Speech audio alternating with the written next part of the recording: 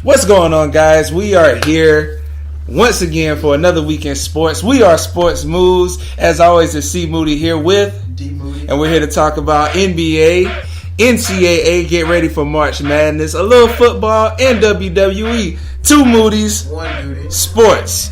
LEGGO.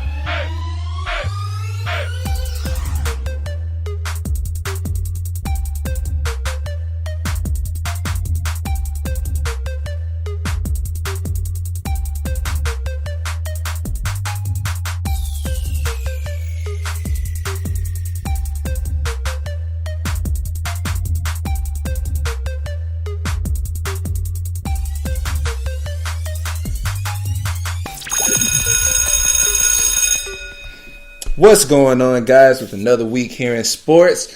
You're listening to Sports Moods, Two Moody's, One Duty. Sports. As always, it's C. Moody here with D. Moody. And we're going to kick it off in this week in sports. We're going to talk about NBA, NCAA, basketball, a little bit of NFL, and we're going to end it with this week, WWE, Monday Night Raw, aftermath of the Elimination Chamber, which, if you listen to the first podcast, kind of broke me. And Tuesday Night SmackDown as we get on the road towards WWE SmackDown exclusive pay-per-view Fast Lane. So, let me kick it off by talking about NBA, what's going on right now in the NBA. We have some games going on between the Celtics and the Hornets. It's looking like it's about to be a blowout towards the end of the third quarter. Celtics are up 91 to 67. Right now, the leaders on the teams for the Celtics, of course, Kyrie Irving with 29. And on the Hornets, we have Kemba Walker with 23. Still not enough for them to take over. And going into the ending second quarter, going into halftime, we have Golden State Warriors versus the Wizards, 50 to 43. Leaders over here, let's see, Kevin Durant leading on the Warriors with 18 on the Wizards side, even though we know that John Wall is injured. Otto Porter Jr. is leading with 13 points. Other games going on right now is the Grizzlies versus the Sun. With 4 minutes left in the second quarter, the Grizzlies are up 49 to 38. Also, we have towards the end of that game, it's a close match between the Toronto Raptors and the Orlando Magic. Toronto up by 94 to 93. Leading there on the Raptors side is looks like the center, Jacob Poletti. I think I'm saying his name right. Not totally sure, but the center on the Raptors. On the other side, we have, just another guy. Mario Hezonja. They're really making me struggle with these words. With 13 points. Close game, and now it is, I just saw an update on it. It did say 97-93. But that's what that is. Next, we have the Thunder taking on the Dallas Mavericks. Seconds left in the first quarter. Thunder up 32 to 21. Also ending the first quarter, the Pelicans versus the Spurs. The Spurs are up 5, 29 to 24. Later on tonight, we have Houston Rockets, the West leaders, versus the LA Clippers. And that's at 10:30 tonight. As far as the standings for the NBA, let's see. One moment. We have for the standings in the conference. Number one in the East remains Toronto Raptors, 42-17. Boston Celtics half a game behind at 43-19. Still at number 3, Cleveland Cavaliers, 36-24. Washington Wizards at number 4, 36-25. Indiana Pacers at 34-26. Milwaukee Bucks at 33-27. Philadelphia 76ers 32-27. Miami Heat 32-29. On the West side, we have still at number 1 Houston Rockets 47-13. Also half a game behind Golden State Warriors 47-14.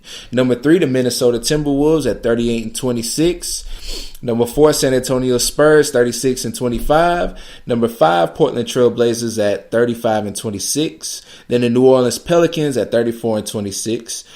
Oklahoma City Thunder at 7th spot with 35-27, and rounding it out is the LA Clippers hanging on at 32-27. That is what's going on in the NBA. I'm wondering how the Minnesota Timberwolves are going to hold up, knowing that Jimmy Butler has recently been injured. Hoping that they can at least hold out. I mean, considering that they're at number 3, they still should have a good standing to be able to get a good seed going into the playoffs. I don't believe that Jimmy Walker's injury is going to hold him out too long. Jimmy Butler. Who did I say? Jimmy Walker? Jimmy Walker. Who is that? I don't know. I am still flustered, guys. Is that your player mode you created in? I didn't. I might need to. Jimmy Walker is the guy I need to go for. So, yeah. I don't know the significance of Jimmy Butler's injury. I mean, right now there's just no timetable for his return. All I've gotten word on is just that it's a knee injury. So okay, they haven't really gone into specific details if he's going to be out on how long, but he will be out for some time though. Okay. Some other things going around the NBA right now is just that. With Draymond Green, we know that he is the league leader in technical fouls. I mean, pretty much the Golden State Warriors, when it's either Draymond or Kevin Durant. Steph has even had a couple of technicals this year, but Draymond Green had his 15th technical foul rescinded, which means they took it away. But he's on the verge. One more technical foul for him, and he will result into a 1-game suspension and a $5,000 fine. Because if you get 16 texts, I mean, that's a long leash of texting. That really I know is. in the course of 82 games, but we're just partially halfway through the season, and we hadn't even got to the playoffs yet either. So that still does carry over to the postseason as well. I mean, we do remember the year before last, when Cleveland did beat Golden State for the championship. Draymond had to sit out a game because of the technical. So, I mean, he's kind of a loose cannon sometimes out there. He's very passionate. It gets very emotional sometimes, and he goes at the reps pretty hard. So, yeah. So they got to be mindful of that. If he gets another technical foul, which I'd rather for him to miss a regular season game than a postseason game. Easy. But I mean, at the end of the day, he still just has to kind of control that temper better. Definitely. Easier said than done when it comes to him, though. Yeah. Also, too, over the weekend we had some controversy in the Warriors versus Thunder game. The Warriors did beat the Thunders in blowout fashion. It was a close game in the first half, and then kind of opened up a little bit. But we saw familiar scenario in a way involving Zaza Pachulia when it comes down to is he a dirty player or not. Falling down, him, Nick Young, Russell Westbrook, and Zaza got all tangled up in a little fall situation, and Zaza kind of came down on Russell Westbrook's leg, and Russell Westbrook kind of felt like it was a dirty play. He felt like Zaza was trying to hurt him. Although the league didn't bring down any type of a punishment of any kind on Zaza for that. But, I mean, in your opinion, I'm seeing a lot of people in the sports world debating over this. Is Zaza Pachulia a dirty player? We do know he was the reason why Kawhi Leonard was out last year in the Western Conference Finals in that game 1. Kind of the foot underneath the shooter as he's coming down, lands on the foot. To me, Kawhi hasn't been the same since. Oh, yeah. Since that injury. So do you think Mr. Zaza Pachulia is a dirty player? Oh, without a doubt. What would make you draw to that conclusion? Honestly, I mean, if you've looked at it, I mean, nobody really remembers Zaza being in the Milwaukee Bucks, but I actually liked the Milwaukee Bucks at that time where they had him before Giannis. They had OJ Mayo on the squad. Jabari Parker was the new guy coming in that was, had a lot of promise before his injury, and he wasn't as bad now. I feel like once he's gotten in Golden State, he's seen a lot worse with like being fouls and being a dirty player, but he's had some dirty moments in Milwaukee as well. And, like I said, because of the him not being on that great of a scale, nobody can really see that, in him as much. But now being in Golden State, you're being on national TV a lot more. People are starting to see his tendencies. And I hate to say it because, once again, like I said, playing on 2K, I liked him. He's a great center, if you know how to play with him and whatever. And I feel like even in the game in real life, he has really good games and has a lot of spark for, even though he's kind of old now, but has some, can have great games. But yeah, he's definitely a dirty player. I truly believe that in my heart. Okay, I would say yes too. Now, sometimes when a player gets a reputation like that, every time they get involved in something, we're automatically going to say, "Oh, he meant to do that. He tried to hurt him. It's a dirty play." Now, I do believe sometimes you do have to give people the benefit of the doubt. But I really think this past thing that happened on Saturday night, I don't know if you had a chance to see it, but if you do get a chance to go back and look at it, I saw it as it happened live, and then they kept replaying it. I actually think he did fall on Russell Westbrook's leg purposely. Because Russell's laying there, and as he's falling, his head is looking down as if he's trying to calculate his fall and how he wants, which part of his body he wants to put more weight on to fall on top of Westbrook. Because Nick Young was caught up in that scrum too, and Swaggy P didn't.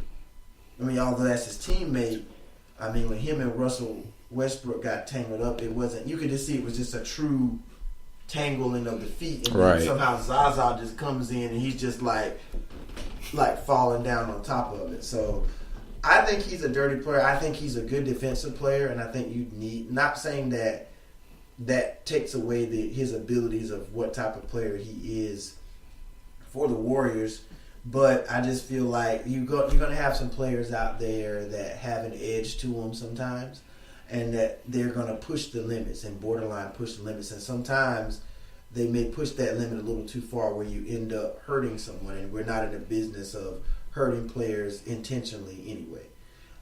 But I do think Zaza is a dirty player. Is he a bad guy? Probably not. But I just feel like when people get in the mode of competition, sometimes they just kind of go a little bit too far than what they should. Yeah. Another thing I want to hit on with the NBA, we had LeBron James come out with a statement this week saying that the officials favor jump shooters. That felt like he was kind of throwing shots at Golden State. What's your take on that? Well, I didn't know about that initially, but for him to say the league favors jump shooters, yeah, honestly, I see where he gets it from. I'll take that back. I don't totally say yeah and nay to it, but if you look at how the league plays, it's harder to get a foul called or you driving because there's so many different things you have to look at. Is, did the defender go straight up, or how aggressive is the offensive, the person with the ball driving towards him to call it offensive or defensive, versus if you're shooting, if you have your hand out and I just decide to swipe my arm up to look like I'm shooting while you have your arm out in my way, by rule, you're interfering with my shot, so they have to call foul. Mm-hmm. So it's a lot more that people can get away with being a shooter versus driving. And we see that a lot in the last couple of years with James Harden. James Harden takes advantage of it all the time. You can even see it with Kevin Durant. Kevin Durant's someone that doesn't do it as bad. I think James Harden probably is the worst person in the league as far as flopping or getting a foul called on, a foul call in his favor. But even Kevin Durant, if you hold your arm out too far in front of him, he's going to immediately swipe up to shoot because your wingspan to go up. Exactly. Don't look like it's... And as long as your arm hits his when he goes up, it doesn't matter if he drove into your arm. He can just make it look like you're not. Too. Yeah, Kobe did too. Was more crafty with his though. He'd get you on the pump fake, get you in the air. Once you're in the air, that's true. Kobe and Dwayne Wade both did that. Yeah. They would make you, even back then, like you said, it wasn't as easy as just swiping up. You had to jump in the air, and then he would jump into you. Mm-hmm. So yeah, you know what? I keep my first statement. Yeah. It does favor the shooters more. It does, and like my thing is with LeBron, I get where he's coming back because a lot of times when LeBron is driving, regardless of how big you are, he gets clobbered down there in the hole. And I feel like a lot of people feel like, yeah, LeBron complains. Look how big to do this. He should be able to take that punishment, but that shouldn't be fair to someone who's smaller than him. Exactly. And that's a jump shooter. I mean, obviously, they teach us, you know, in preparation for basketball, you never foul a jump shooter. That's like never fouling someone shooting a 3-point shot. Yep. But I mean, sometimes, you know, you're trying to run out, you know, help side defense, and you're trying to get out there. And sometimes, I'm just saying, like, when somebody's not trying to craftily get you to foul them. Like, if you just literally go up and you shooting and somebody, like, hits your arm, you know, we play street ball. Yeah. You know, when you hear that flesh, like, once you hear that smack, like, yeah, that's it. And even now, here's the funny part. Even now, like, I've been playing. Well, I actually played street ball this past Sunday afternoon. A friend called me out, and I noticed it before I started working my hours. I did that in my job now. That when you go and play street ball, whether it's inside the gym or out, like I said, out in the street, if you don't call it, it doesn't matter what happens to you. Mm-hmm. It's not a foul. It's not a foul. You have to call it. You call your own foul. And people will see you get knocked down. The person slap you on the elbow, the arm. You will hear the flesh. He ain't call it. He ain't say nothing. They be like, well, dude. And even the people on your team will be like, dude, you got to call the foul. Like, they're not going to sit here and argue and be like, dude, you know it's a foul. They'll be like, no, just call it. You got to call your fouls, man. Like, most people like ball. Right. Like, they know, like, yeah, you fouled me. So I don't like it because, like I said, it's street ball. There's no sportsmanship. There's none. Yeah. None at all. Some of it's obvious now. Even then though, even with the obvious one in sports, you gotta call it. And like I said, street ball. I get you, but I just feel like the way the game has evolved, that we do have a lot more jump shooters. Oh, definitely. Perimeter shots than the inside. You see big men trying to do it now. Yeah, big men are shooting now. We look at Anthony Davis. I mean, he was a guard, but he's morphed into a center. Right. But he's outside shooting threes. I mean, we don't really see a lot of the bang bang post up matchups like we used to see back in the days of Shaq or Hakeem Olajuwon. You know, centers who actually played with their backs to the basket. Jabbar. You know, to name a few of the greats that were really good. I mean, even in the last recent years, you have Amari Stoudemire, Tim Duncan, even Pau Gasol adapted because Pau Gasol started off as an in person, but he adapted with the trend of becoming a shooter and kind of going. Now, Marc Gasol kind of still plays more down to the rim. Zebo. So.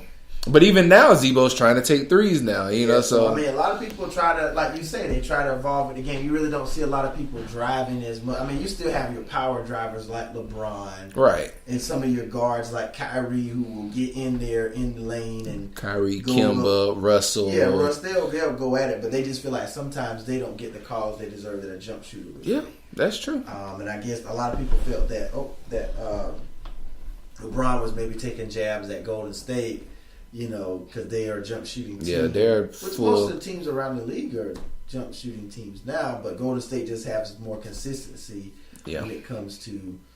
I mean, when you make as many shots as Golden State, of course, it's going to be as many as they make, right? So sometimes, like, you're going to get that call. Sometimes, like, I mean, you just got to play. It's hard for a defender, I would say, but. I mean, sometimes if that jump shooter is, like you said, with the whole James Harden thing, that's different. But, like, if I'm just going up and we both elevate at the same time, if you touch any part of the arm or the hand, you're going to get that call. It's obvious. It's right there in the open. But sometimes in the post, like you said, there's a lot of moving parts down there, so anything could happen. So you got to worry about, like you said, the charge factors. Like if somebody's were they in the in the area, were they moving or. Like, I was watching the Tar Heels game last night. I mean, the guy was there. He was clearly moving, but they still called a charge. So I'm just like, okay, he was definitely moving. So it's a lot that goes into that. Yeah. But that's some of the stuff that we have for the NBA. One last thing I wanted to get into. I just wanted to shed light on just some of the league leaders. Okay. Still holding the fort down for the leader in points is James Harden. His average is 31.4 points. And as a total, he's accumulated 1,663 points. Yeah, I honestly feel like that's your MVP. Yeah, I do too. Because, I mean, right behind him, the second person that has an average close to it is Anthony Davis at 28.2. Anthony Davis has been having a heck of a week. He has. He actually, matter of fact, I didn't stress this enough, but over this past week, Anthony Davis accumulated a 53-point game. Mm-hmm, yeah. So I think they said over that little win streak, he's averaging like 48-something, 48.5 points a game. So he's been having some big performances. Exactly. And LeBron is number 2 at total points for the season at 1,600 even so far. Mm-hmm. So, but number 1 as far as offensive rating is Steph Curry. His offensive rating is 120.7.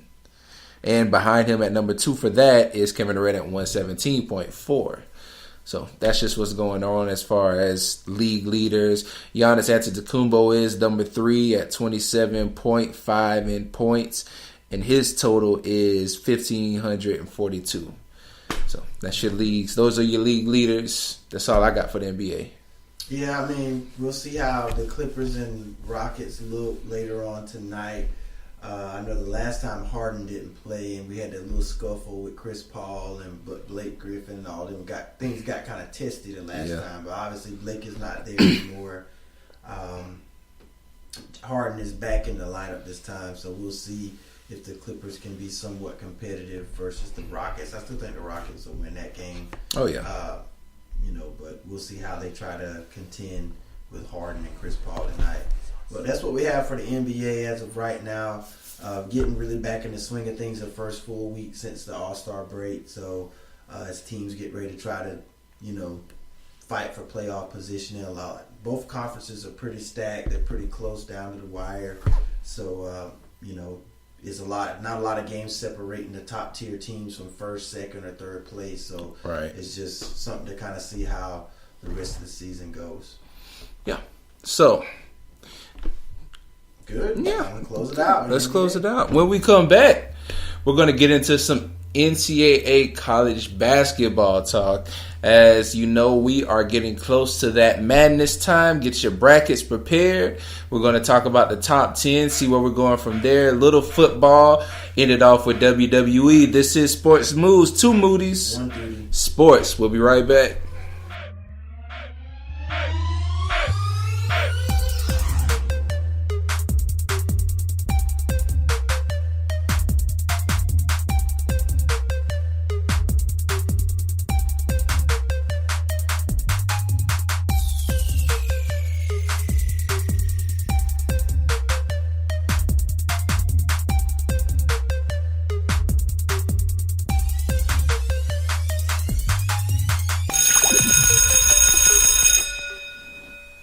Welcome to Sports Moods.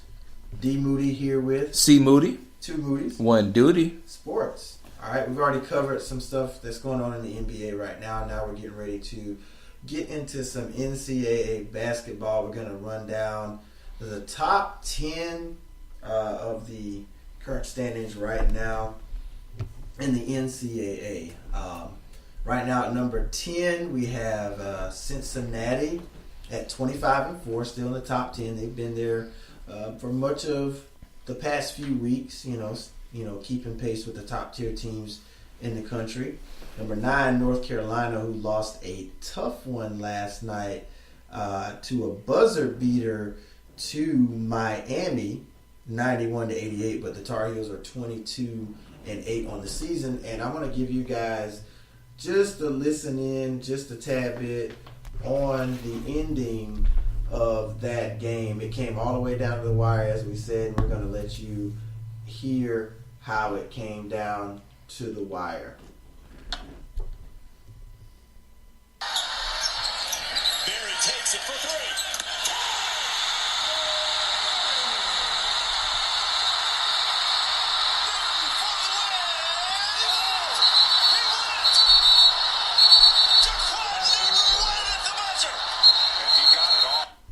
Jaquan Newton. Now, the funny thing about this game, I was watching this game right after I kind of finished up with SmackDown Live. It was about second half, and Miami pretty much had a lead there. North Carolina would get the lead down, get close, but they never really could take the lead. They had their issues at the free throw line last night. Joe Barry, one of their best free throw shooters in the ACC, at 90% free throw shooting, went 3 from 6 from the line last night. And Jaquan Newton, the guy that hits the game winner for the Miami Hurricanes, was their worst free throw shooter, and he knocked some clutch free throws down the wire of that game to keep the Hurricanes ahead by 3 or 5 or whatever the deficit was. And then the Tar Heels came down to the wire. Joe Barry hits a clutch 3-point shot to tie it up at 88. I'm thinking, yeah, man, we're getting ready to go to overtime.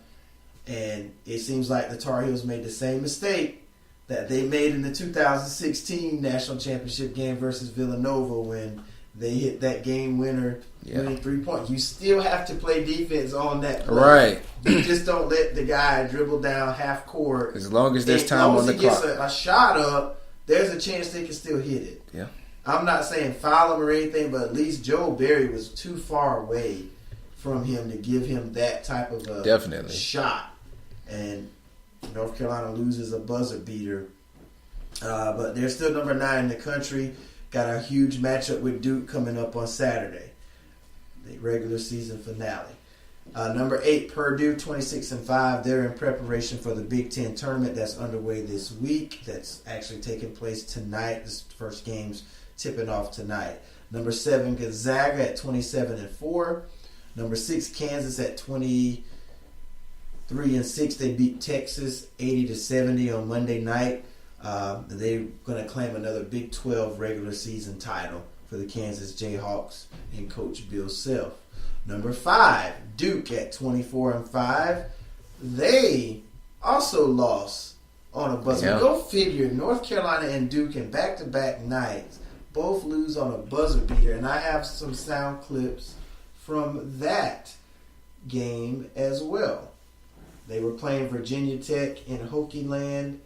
And Virginia Tech pretty much found a way to get it done. Let me just pull it up for you guys. I just had it and it kind of got away from me.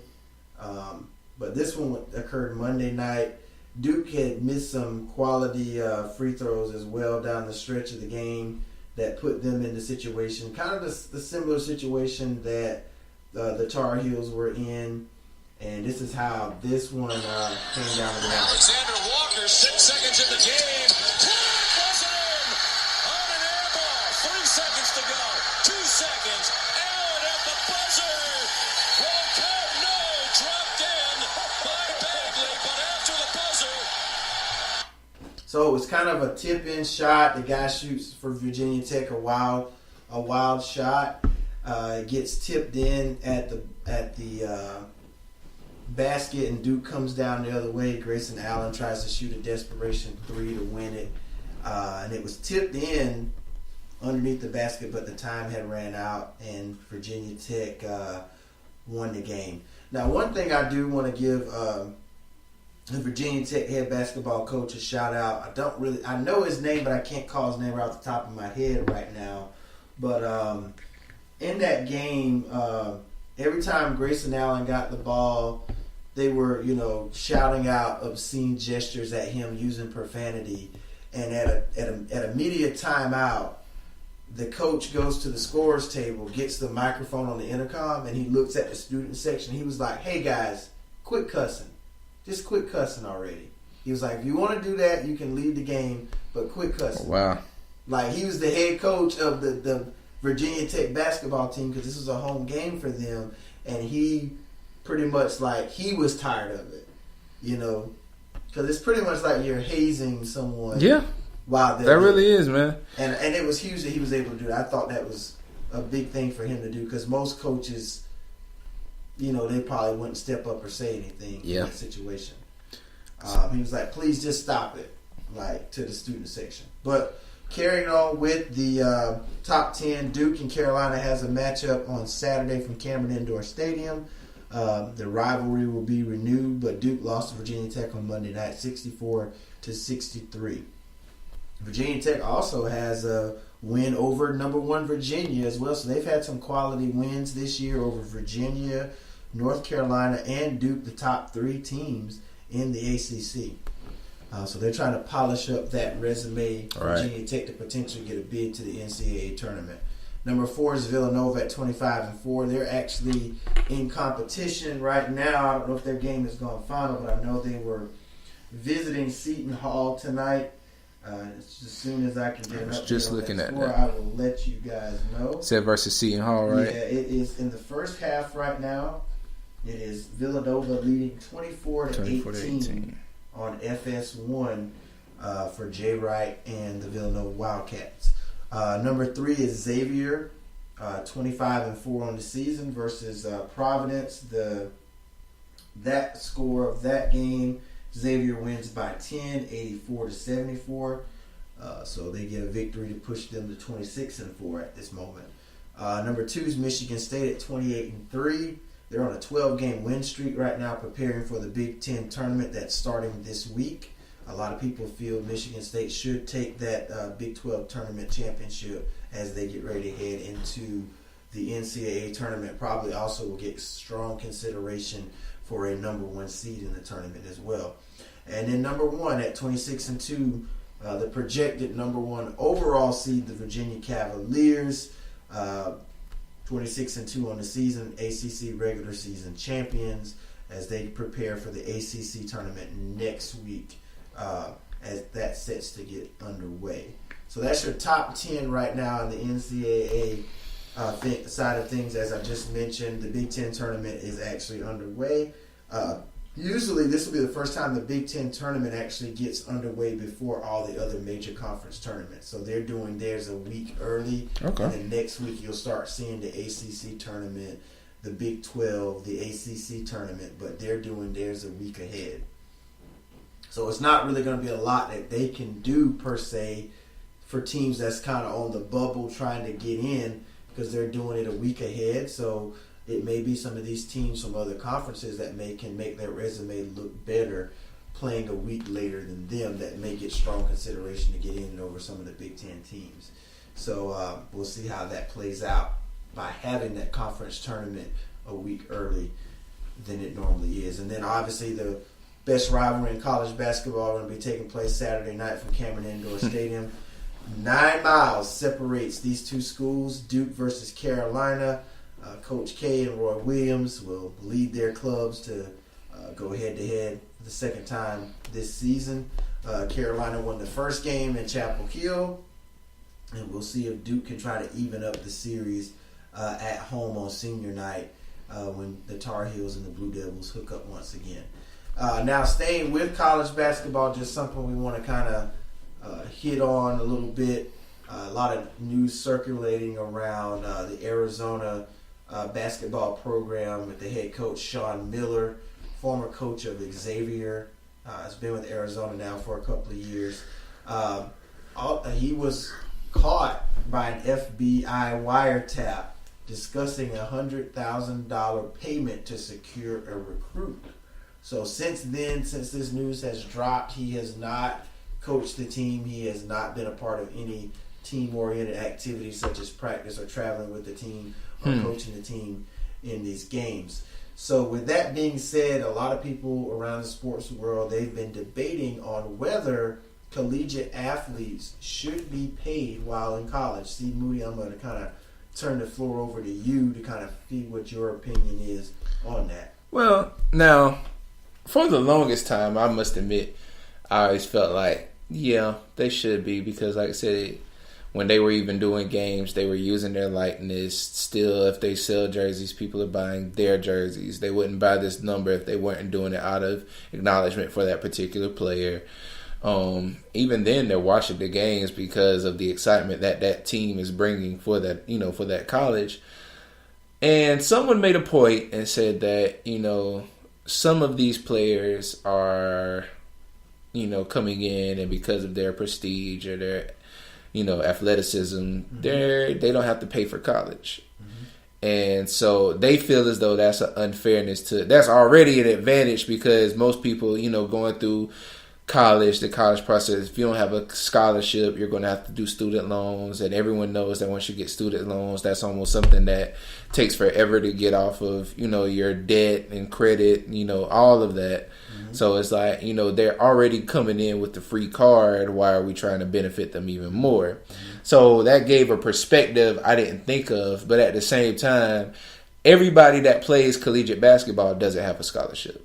There you go. So, just like in the same spot that these people who are academically exceeding, they get their scholarships, but not everybody that comes into a college that has a great average is going to get the same amount of scholarships. Mm-hmm. So it's like, we can't use that because now you're putting a small percentage of this entire basketball organization to say that we shouldn't pay any of them. Because even though there's the top people, like we could think of the kid Trey from Oklahoma, Trey Young, he might have a scholarship, and because he's that person, but there's still 14 plus other people on that team. So does that mean that they're still going to use their likeness? They're still getting respected. Trey Young might be the leader of that team, but I'm sure somebody has other people's jerseys on that team. Mm-hmm. So do we I hate to use the word discriminate, but do we discriminate against the rest of the team, feeling that they shouldn't get compensated for their time and, their effort? Because not only are they playing the sport, they're still in school. They still have tests to go to. They still have exams. They still have finals. All this other stuff they have to do as a college student. Mm-hmm. They're just the fact that they're playing a sport to a national level and being used by that university to play at that level. So I feel like they should for those reasons. I love everything you just said there. I agree with a lot of the points you made. But the big thing is we look at these high-profile coaches, whether it's college football, NCAA. A lot of these coaches and the university is who's grossing the revenue from these successful championship seasons or Final Fours or national championship football or college football playoff. The schools get so much revenue for that. And what do any of the players get from it? Yeah, I may win a championship and get a championship ring, but let's say for the people who don't get a chance to win a championship. For the players who are on these teams that didn't get the scholarship, like you said, in regards to the fact they have the scholarship, a lot of these players, their families are still having to provide for them while they're in college. Yep.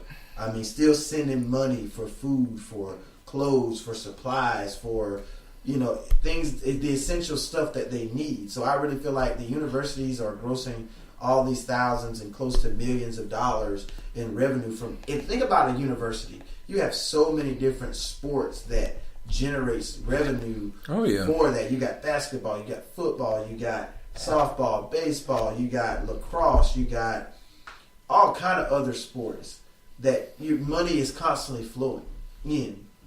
The revenue from the tickets that you sell at the arena. And then when you go to these conference, these bowl games, or you go to the NCAA tournament, or you win your conference championship, you get extra revenue thrown into that. So there's got to be some money somewhere for these players to give to them. Because you look at what the coaches are doing. Look at Louisville sex scandal to get recruits. Right. There's, even though they're not getting paid, it's like people they're still flashing the fact of, we know you're not going to get paid, so you probably don't come from a family that has this type of money or gives you these types of perks or pleasures. Right. So if you come play for our university, we'll give you this. We'll, some people may get bribed with money, or like you said, a car or something, or they get promised something. And I don't think a lot of these coaches, not saying this is every university, but I think the NCAA needs a tighter security on how these recruits are getting recruited by these universities to see if they're doing it by regulation or they're doing it underhandedly. Oh, definitely. And then with this whole thing with Sean Miller offering a kid $100,000 to come play for your school. Right. They're doing it underhandedly anyway, so they're getting paid anyway. So why not just go ahead and make it an official thing? Make it something that they have to do. They have to do. It doesn't have to be a great deal. I'm not saying pay them millions to pay college, but give them something. I mean, even if you just cover certain things that they need. Make it like a job. Give them every 2 weeks they get a stipend. Yeah, there you go. Something like that. For what they do. For they're putting their bodies on the line. Because a lot of this, for these players, this is their meal ticket. This is their ticket to provide for their family. Yeah. Buy their mom that house they always want to buy. Right. To get to the next level, to the NBA. And in the same way of benefit, think of the people who have played basketball, got to the collegiate level, and had some kind of, God forbid, devastating injury. So now you can't have that, like now that injury knocked you out of basketball for a while. Mm-hmm. And if they, like you said, some people come in with their focus on that. With not that, we see the average of success for an average college student. And I hate to say it because we stress the educational system to be something that you need to succeed after your educational career. But it's always not guaranteed for you as they stress it to be. So for someone who, even if you're not injured, if you don't go to a higher level, if you don't go pro, that's it. You leave college with your degree and your remembrance of basketball, and now you're just thrown into the world just like everybody else. And so it's like, why are we trying to punish somebody who's trying to do better for themselves? Like you said, they're trying to do all these things benefit, and they're at this same risk that if they don't, just like in the same person who doesn't academically go to the half, once you're out, you're just a regular person. Come in and take your spot on the team. Because, I mean, we don't know how many college players who's probably been in the Final Four, who's probably won a national championship, that are working at a retail store right now. Mm-hmm. So it's like, we forget the fact that these are still people. And not everybody on that team is going to make it to the next level. Exactly. It's a small percentage who's going to go pro. And then even then, it's a small percentage who's going to last pro. Mm-hmm. So nothing's a guarantee, but I just feel like if these coaches are going to use these types of tactics, at least reward them for that. At least reward them for that. I say pay them. I mean, they're the ones out there putting their bodies on the line each and every night. Trying to make a name for themselves. For an NBA scout, they come across the NBA scout's radar. To try to prove that, hey, I belong at the next level. A lot of them want this one and done deal to be done. One and done deal to be done too, where they make it now where you can't come straight out of high school into pros anymore. And I like that rule. Don't get me wrong. Yeah. But if for the type of stuff that we're seeing right now, for people to try to get people to come into their university, they're going to do underhanded tactics like that and get paid. Let them just go ahead from high school to the NBA then. Let them transition for that. If we're going to pay them underhandedly to try to come to the university anyway, a lot of them don't like the one and done deal, because a lot of them you don't really get to see. Like, a lot of people criticize John Calipari from Kentucky because a lot of his players, they don't stay longer than a year or 2 years. Like, they're in and they're out. Exactly. Like that team he had a couple of years ago that went to the championship game. I think 4 of his 5 starters, or all 5 of the starters, I think were freshmen, and I think he had like 4 of them go in the draft. So a lot of people feel like he recruits those types of people because it's a one and done. Try to assemble a team that's going to be dominant for 1 year to compete and try to win the chip that year, and after they win or make it to the Final Four or whatever, go to NBA. He doesn't care. He doesn't try to make them stay. He doesn't try to sell them the university. He sells them the fact of, you got a year, come here, play for this school, get your name on the map. You're playing for Kentucky. It's a basketball royalty in college basketball. Get noticed, get on the scouts' radar, and then go to the NBA after we're done. They don't really build teams like where they used to have a 2 or 3 year team that was good 2 or 3 years in a row. And with that being said, I also saw something, which I'm not sure how in depth they're going to go with it, but there's a possibility that they're going to make collegiate people have a minimum of 3 years before they can go to the league. I don't know how significant or how valid that, where I saw it at was, but how do you feel about if that was a possibility? I guess more for the educational part of it, to have that as a fallback on, but like I would feel a lot of those guys that are playing ball, they are trying to use that as their meal ticket. Yeah. And some of them don't want to test the NBA. It's just something that they do, and they want to pursue a career in their field or their degree, what their degree is. So making them stay 3 years, I think it should be their choice when they want to declare for the NBA if they feel they're ready. But they have to live with that decision to know if they're ready. But you need honest people and upfront people to let you know if you're ready for that level or not. Because you can feel that you're ready for that level and not. Because we've seen you said a lot of people get from college, they dominated in college, get to the NBA, nothing. So I can see maybe a 3-year just for the educational purposes of it, to make sure that they fulfill the other side of things, which they tend to lose sight of sometimes, of the education part of it. But I mean, with these coaches doing the thing, or these recruiters, or these universities, all this stuff coming out about the things they're doing to recruit these players, why keep them there for 3 years?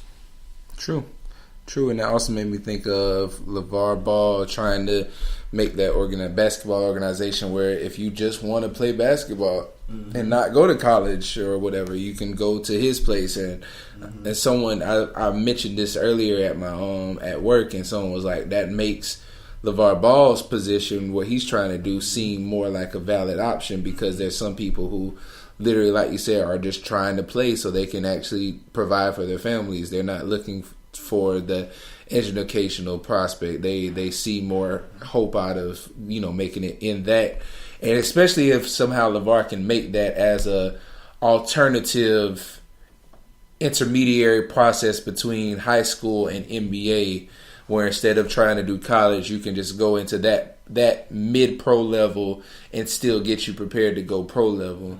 So, I mean, I feel like you would see, if he can actually do it, he might see more success even then if they try to force people to stay 3 years for, for that. And that'll give you time to build a program, too, to build a powerhouse. Yeah. Where instead of you just trying to compete 1 year and you don't know what your next recruiting class is going to be. And you can kind of mesh that in with your new recruits and the people you already have there that's established in your lineup. Right. Now everybody's just that 1 year and done, and they're ready to get out of there. But, I mean, I just kind of wanted to see how you felt on if collegiate players should be paid for their play. And then this has been circulating around the Arizona program with their head coach bribing or discussing $100,000 payment to secure a recruit. Yeah. We kind of hit on the Louisville scandal last week, so it's kind of like a cloudy shadow right now over the college basketball world. So that's all I have for college basketball. I'll just run through some of the scores around college basketball tonight. Halftime right now, number 4 Villanova, 24-18 lead over Seton Hall. Right now, Florida State underway against Clemson. Clemson, number 18 in the nation. Florida State leads 29-25 in the first half. Number 25, Houston, with a 27-19 lead over SMU in the first half. Number 3, Xavier secured the win over Providence, 84-74. Number 23, Kentucky, 96 points on the board tonight over Ole Miss, 96-78 was the final. Number 21, Nevada, and UNLV will come on a little later tonight, 11 p.m. Eastern Standard Time. And that's pretty much what's going on around college basketball. We do have the big showdown between Duke and North Carolina on Saturday. So we're going to go ahead and close out this segment of it for the NCAA. Coming up next, we're going to go ahead and talk just a tad bit about some NFL, and also to come, we're going to get into some WWE action, Monday Night Raw, the aftermath of the Elimination Chamber, and then we're going to talk about SmackDown Live. Some crazy stuff went down there as well. You're listening to Sports Moods, 2 Moodies. 1 Duty. Sports. We'll be right back.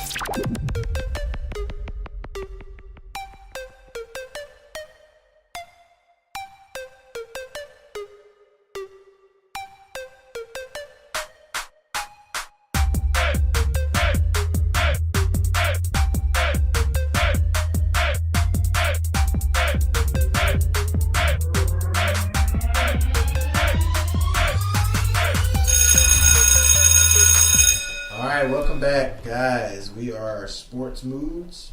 2 Moody's. 1 Duty. Sports. D Moody here with C Moody. All right, we already talked about the NBA, the standings, what's going on around the league and some of the games tonight. Just wrapped up the NCAA portion of the podcast, revealing to you the top 10 in college basketball and the Big Ten tournament underway. Talked about the preview, the Duke versus Carolina game on Saturday. We talked about the scandal down there in Arizona with the head coach Sean Miller, with discussing payment arrangements for a recruit. So now we're going to talk about some NFL talk. We just can't seem to let the NFL go. I know it's been a couple of weeks since the Super Bowl and everything, but NFL still has a way of making headlines, even though there's no football going on. One of the major headlines has been the NFL involving Jerry Jones possibly getting fined by the league for his public criticism of Roger Goodell's contract negotiation and court fees. Ezekiel Elliott's 6-game suspension. It's possibly $2 million in fees that Jerry Jones could be responsible to pay back to the NFL for somewhat of his criticism and transgressions versus the NFL and Roger Goodell. So, what do you kind of think about that? Because Jerry Jones is one of the GMs that was just not for that new contract deal that Roger Goodell got. I think it was for the $50 million. He got all the perks of insurance for his family for life. Yeah. The private jet. Jerry Jones just wasn't for all of that. So what's your take on now that the league is asking for reimbursement? I don't know. I mean, for one, Jerry Jones, Bob Kraft. Why you got throw my team owner in there? Because these two are what the NFL stands on. These are the owners of the NFL. Like, these are the those are the commissioners. You got the Roonies from the Steelers. You got, publicly. Understood. Gotcha. So, for them to, I feel like Jerry Jones is not going to be silenced in whatever he does. He's still a millionaire, whatever he's going to be. So, pretty much when you have that kind of money, it doesn't matter most so what you say. So, I feel like with Goodell, I feel like really they're just trying to put a bandage over a bad situation, which is Goodell. So I feel like for a lot of standpoints, they really want to get rid of him. A lot of them voted for him to have this deal, though. It seems like it doesn't seem that way now that he's in it, though. It's just at least like I said, from the top tier people. Yeah. So Gotcha. So it's like, I don't know how it's going to look. Like, are we looking at a divide here, or is it just like it is what it is? I wouldn't say it's a divide. I just would feel like Jerry Jones felt like the process was moved too fast. We didn't really try to look at all the parts of. I don't think Roger Goodell deserves all that to be the NFL commissioner. A lot of bad stuff has happened under his watch. Exactly. Ray Rice situation, Spygate, Bountygate, Deflategate. Yeah. Just to name a few things. A couple of years ago in the Players Association, and they gave him the power pretty much to come down with these harsh rulings, and they disagreed with a lot of his decisions, because most of the time when you see a player get caught up in something, whether it be Tom Brady with Deflategate or Greg Hardy with the domestic violence, or you see the Ray Rice situation, or Ben Roethlisberger, stuff like that. A lot of the people, even just recently, Ezekiel Elliott appealing the decision. But you can't argue someone's power that you gave him. Yeah. And then you gave him the power to make these decisions in the collective bargaining agreement a few years back. And now if you see so many people appealing what his decisions and stuff, then you want to pay the man to reward the man for it. I don't really. It's pretty backwards. Yeah, it's pretty. I don't understand that because it doesn't show where he's done anything, beneficial. It's just like I'm on a power trip. I'm the commissioner. You gave me this power, so of course you give me the power. He's not judging a lot of this stuff with a fairness in a way that I think. But I think Jerry Jones was just kind of wanted all the owners to kind of come together and actually come up with something that's going to be beneficial to everybody. We just don't want to put all our eggs in one basket type of a thing and just give him all this money. Right. Let's reevaluate the job that he's done as a commissioner and to see if he truly deserves this raise or not, or all this stuff that he's asking for along with this deal. But then also, too, I feel like if you're an owner, you should be able to speak out on that if you're Jerry Jones. Now, Jerry Jones, I don't agree with a lot of what he does and says. I do feel like he's one of the most talkative owners out there. He talks definitely more than the players on the team.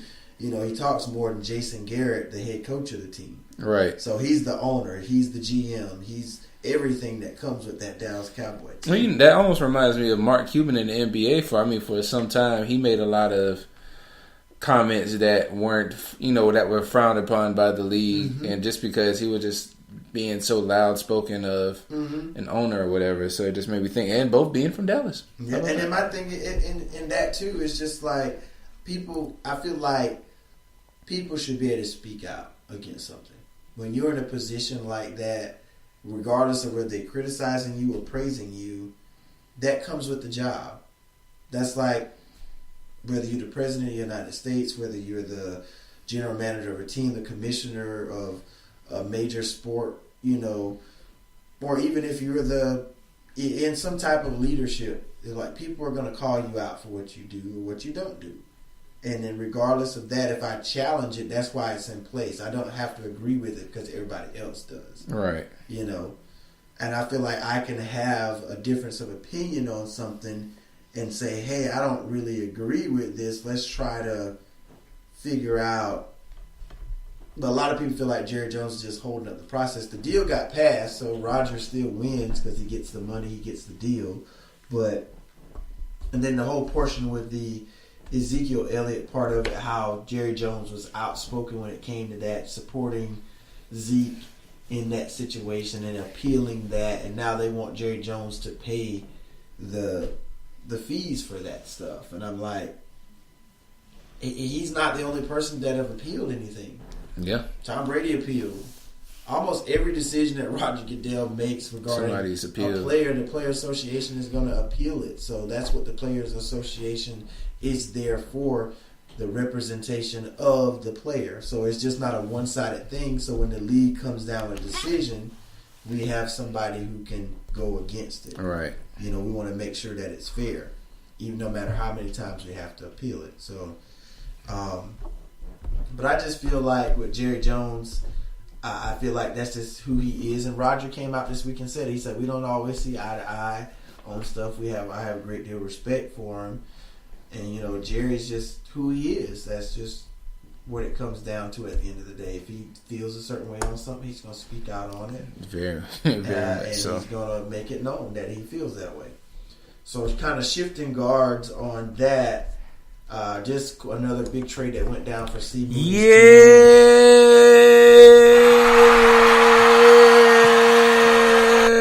That's enough.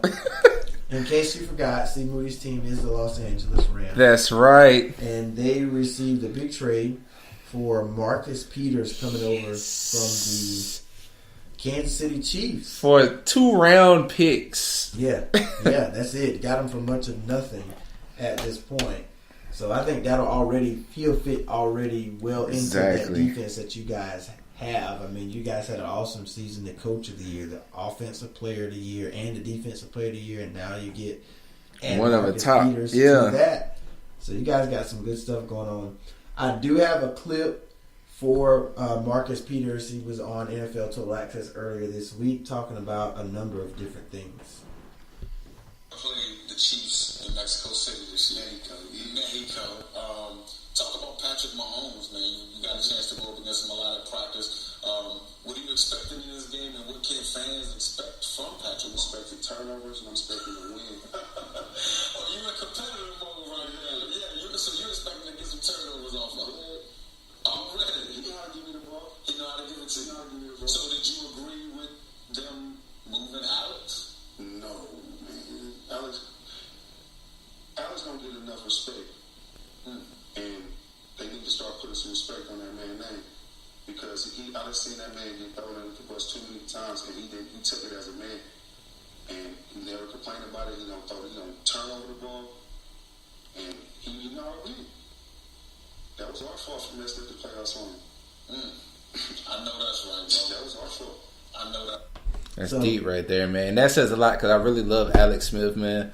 So I'm glad that somebody spoke out for him because I really feel like Alex Smith is let's say a watered down Aaron Rodgers. That's how I look at him. Like I really feel like he has that great of accuracy and a minimalistic amount of throwing power and efficiency. So I've always, ever since he got to Kansas City, I viewed him as that. As the watered down, the diet version of Aaron Rodgers for me. Okay, diet Aaron Rodgers. Yeah. I like that analogy.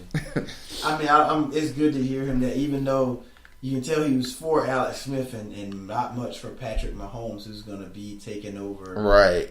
Since Alex Smith has now been traded to the Redskins and now kind of talking about when they play the Chiefs that he's going to give him the ball.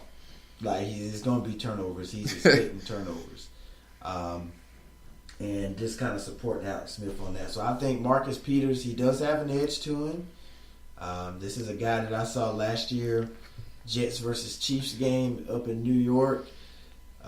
Didn't like an official's call, takes the official's flag, throws it in the stands. Yeah, he's a passionate player. He's a very passionate player, very emotional, and he will say what he feels. So right. I wonder how he's going to mesh with Sean McVay. I like Sean McVay, what he has going on with the Rams right now. He may welcome that. I hope so. And, I hope so. And a lot of people look at Andy Reid as kind of like the coach sometimes that loses control of his team, even back to his Philadelphia days. Oh, yeah. Donovan McNabb and Terrell Owens was there. And I think that was a lot of disconnect in that locker room with the Chiefs. That's why we saw them get off to the fast start, and then all of a sudden they plummet down. So, sheesh. So we know that Kansas City has now lost Alex Smith, and now one of their top defensive players in Marcus Peters. And let me say, 25 years old, 4 seasons. Well, this will be his 4th season coming in. Career total tackles 130. Career interceptions 19. I am very excited for him coming over to see what he's gonna mix with. Who else is on their defense? Tremaine Johnson. I think I said his last name right because I follow him on Instagram, so I should know his name. I love their cornerback. The secondary of the Rams is what I admire the most because you don't see too many long balls go without sooner or later getting a pick. So, like I said, just in general, I'm just excited because I'm been a Rams fan since I figured out what football was.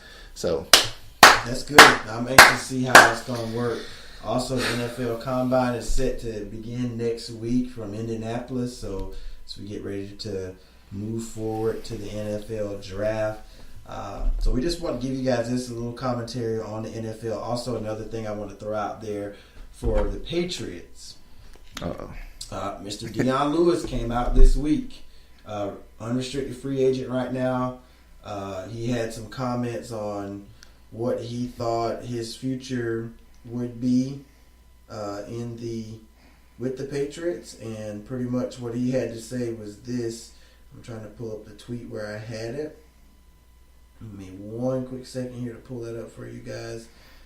Pretty much saying that he's not too sure what his future is going to be. with the Patriots. He's going to be he's open to anything, but he's not going to put all his eggs in one basket. He hopes for the best, but he's not going to put all his eggs in one basket. Is pretty much what he said. So it sounds like a lot of confidence, right? Yeah, there. it don't sound like he feel like he's going to be back in New England. Yeah. I like Deion Lewis. I know a couple of years ago he was dealing with some injuries and everything. I would love to see him come back, but I guess now they see they got James White and some of the stuff that he's done in the Super Bowl for them, and Rex Burkhead is there as well. So I don't know if they're going to keep him or not. So maybe they feel like they have some better options at the running back position for the Patriots. But that is what we have for the NFL. Pretty much just hit on Jerry Jones possibly getting fined and having to pay the NFL some reimbursement for some of his transactions against the NFL. And then you have C. Moody and his Rams getting Marcus Peters over on the defensive side through a trade. And Deion Lewis not sure if he's going to return back to New England after this year. So, with that being said, we're going to close out this segment of you might as well come to the Rams. Of the NFL. Nah, he's not going to the Rams. I know it. One last part of the show, WWE Monday Night Raw coming up. We're going to talk about that in the aftermath of the Elimination Chamber. Also, SmackDown Live. Certain free agent finds himself roaming from show to show trying to find his path to WrestleMania. We'll find out who that is when we come back with Sports Moods. 2 Moody's. 1 duty. Sports.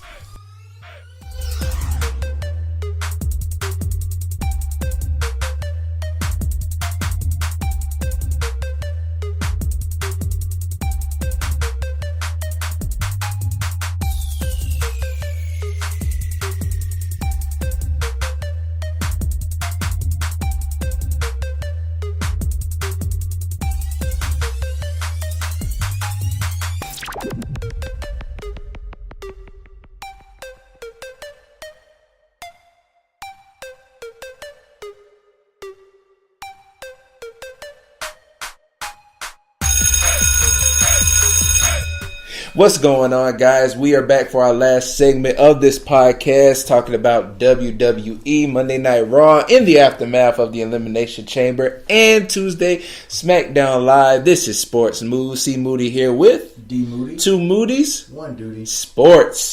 So, D. Moody, if you can tell me the beginning part of it. So, when Raw officially kicked off, we had the Raw Women's Champions, Alexa Bliss, who successfully defended her championship. Yeah, she did. In the first ever all-women's Elimination Chamber match. So big ups to Little Miss Bliss. She comes out with her newfound, long-lost friend, right, Mickie James. So it looks like they're friends. 1 week they're questioning their friendship, and then the next week they're walking out together as a friendship. So I guess they're back on good terms. Relevancy. Yeah, so she comes back out, and she's just talking about how she's been the goddess and how she's pretty much been the woman on Raw. She's held down the championship for so long on both brands. She's done this, she's done that. And, and now they tell me that I have to face Asuka at WrestleMania. Oh, so that's how we find out. But did Asuka announce it, though? Asuka never announced it. That's but weird to WWE me. just kind of put, obviously, Asuka being a Raw superstar, they're going to make her fight Bliss. I don't like that. So she's just going in on Asuka. And they're telling me that Asuka's going to beat me, and no one is ready for Asuka. And she was really picking at how Asuka can't speak English. Asuka, I know you can't speak English. Oh, yeah. I'm going to say it slower for you to and then she was just kind of picking at her. Asuka comes down. Asuka means business when she walks down the ramp. She ain't doing none of her. She don't have her jacket. She's not. Dancing. Ain't no. She comes all the way in the ring with Walking with Purpose with her and Mickie James standing there. And it's just, they're just going at Asuka. And Asuka's just sitting there like, it's got this like crazy look on her face, like she's listening at what Bliss is doing. And Bliss is just going in on her about how she can't speak English and all that crap. And that she's not going to beat her at WrestleMania. And she was talking about how Nia Jax did her after the match and that Asuka's not 100% and, whatever. So then Nia Jax comes down So it's a setup, pretty much. And Nia just comes down. I remember this part. Yeah, they start trying to beat her up, and then Sasha and Bayley come down to the rescue. And then guess what we have? A 6-woman tag. Your multi-person match, man. Obviously, I could see it happen as it was happening. I said, we're finna have a 6-man tag. Holla, Michael players. Cole is going to announce, our general manager Kurt Angle just made this match official. 6-woman tag. Right. Blah, blah, blah, blah, blah, blah, versus blah, blah, blah. That's what happened. And that match it was a decent match, but what I like to see out of that was the fact that Bayley finally decided to stand her ground against Sasha and see that Sasha was trying to come out for a tag. Asuka was already kind of knocked out from being in first, and Bayley just jumps back. And it wasn't one of those like jump back kind of playing off or act like you didn't see it. She looked her in the face like it was like, nah. Remember what you did to me last night? Nah. Nope, jump down. And so, but then we saw that when Asuka finally gets tagged in and she starts going at it, Bayley comes in to help Asuka. I like that part of it. Right. So I'm still here for the match, but I'm not here to help anything. I'm not helping you. Yeah, I'm not here to help you. So I like that Asuka did pull out the win. I think she got Mickie James. She hit her with the Asuka lock. And this time she had her leg, which I realized it was because she kind of had her too close to the ropes. Mm-hmm. So, but it made it look so much worse, though. It made that little thing look so much worse. I don't understand why they did Mickie James like that, though. I'm so used to her standing her ground and not needing anybody. But you know, she came back by Alexa Bliss. Is the reason why, yeah. So I guess that they're kind of playing on to that again. I don't like it, like you said, but. Mm-hmm. Yeah, so that's what that was. But the one thing we saw afterwards is John Cena. I don't know if that was right after. Yeah, it was after that. Okay. John Cena is coming up now with this big promo on how he's a failure. And you know what? Everybody fails. Boo-hoo, John. You know what? And no one cares. And I have the option. I have the option to just sit here and be failing, or try to get up and do whatever I got to do. You always got them little rah-rah speeches, right? So I'm going to fight the Undertaker, and then everybody loses their mind. It's like, oh my gosh, he did it! It's like, huh? You got lost. Like the WWE got you with the chamber. Yeah. Oh my gosh. Yeah. I was like. But then I'm thinking, why would you need to fight the Undertaker? So he can be there. Because the reason he's doing it is because now he's like, he needs any means necessary. And what we've had to call out the Undertaker. Right, because what we've seen in the last year is any match that's solidified besides a championship match is Undertaker fighting somebody. Yeah. So he's like, you know what? Undertaker fights people. Let me fight him. But then he can, quote unquote, air quote, confirms that can't happen. That won't happen. The company says that match is impossible. Right. So, which pretty much tells me that sooner or later it's going to be possible. So, which after I finish this, he says he's going to SmackDown to fight for a chance to get in that way, and that's what he looks at. See you tomorrow night. I feel as though they're going to let him go through this spiel now because I think SmackDown hasn't been doing good in ratings. They're going to let him pop over there for a couple weeks, even get into the Fastlane pay-per-view. And he's going to lose.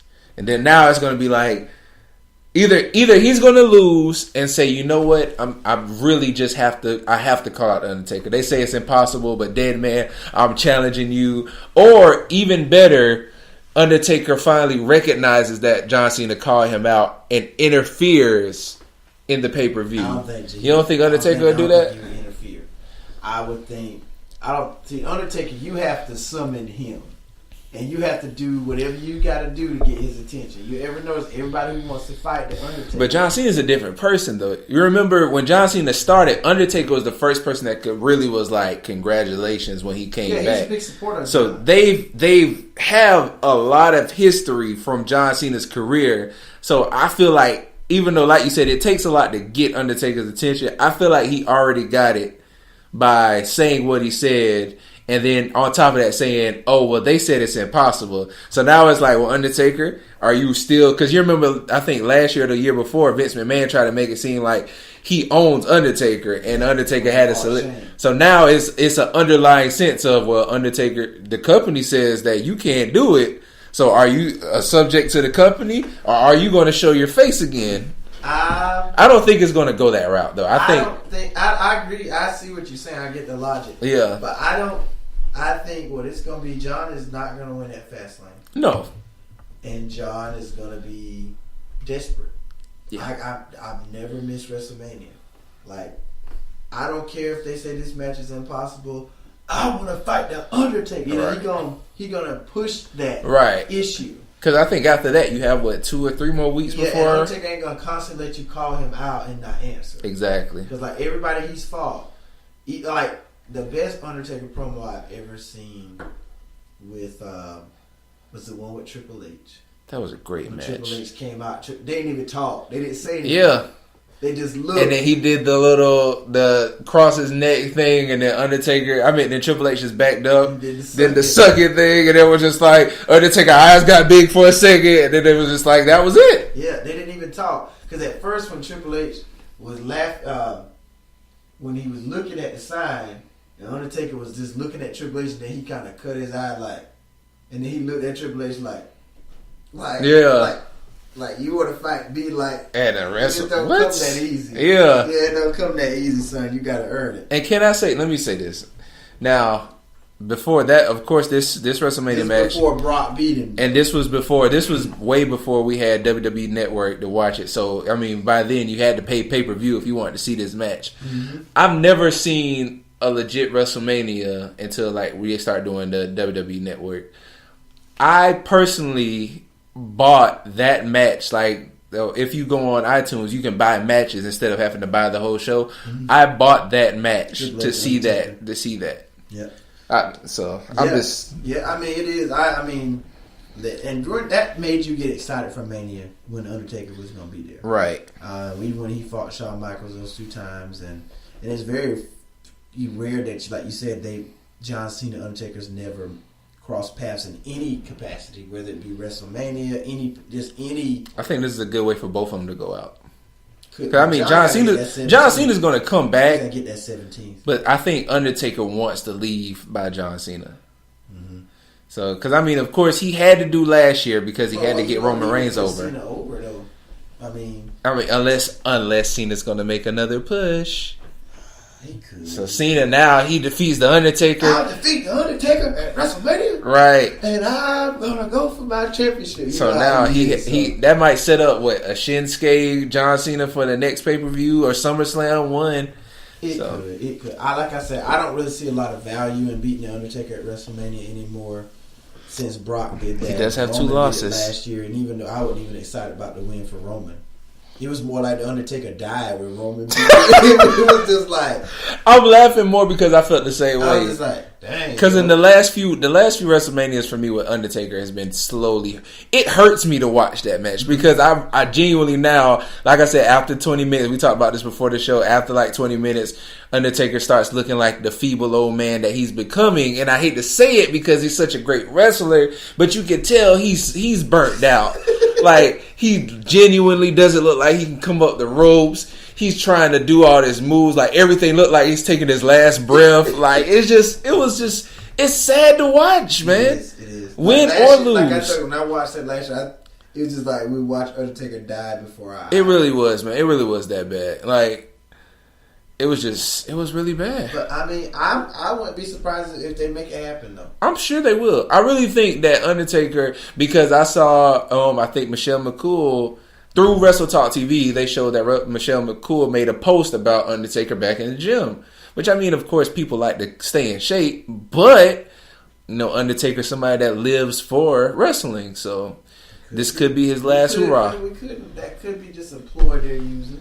It could be, just to kind of keep a hype of a possibility. Because, I mean, really, even though we know Undertaker's at the end, but can you imagine having a WrestleMania without that? Because, really, that was like one of the key points of WrestleMania. Yeah, that entrance is just still epic no matter how many times. Exactly. The entrance and the fact that you have somebody now that, for the longest time until Brock Lesnar, it was a non-title match that had so much importance. You had somebody that, he's on this streak. Who can beat this streak? So it's like, what's going to fill that once that's gone? True. Because if they do it this year, I'm pretty sure it's the last year. And if they don't do it, we've been saying that the last couple of years, this is the last year, and it never is the last year. it's gonna this is the last year. I'm saying it right now. This is if Undertaker fights this year, this is the last year. He probably want John Cena to put him down. Exactly. And I it's don't think Cena it's gonna look like that Cena too. Deserves to put him down. It's gonna. They haven't had any history. It's gonna look. The first time they fought. Undertaker's gonna look. He's gonna be with his hand. You know how when everybody's like at their last breath, they just put their hands in front of their face. That's what Ric Flair did. Exactly. When Shawn Michaels put him down, Shawn was just like, and Shawn was. It looked like Shawn was about crying. He was just like, "I'm sorry." Because I think he said he's sorry right before he did it. He said, "I'm sorry, I love you, but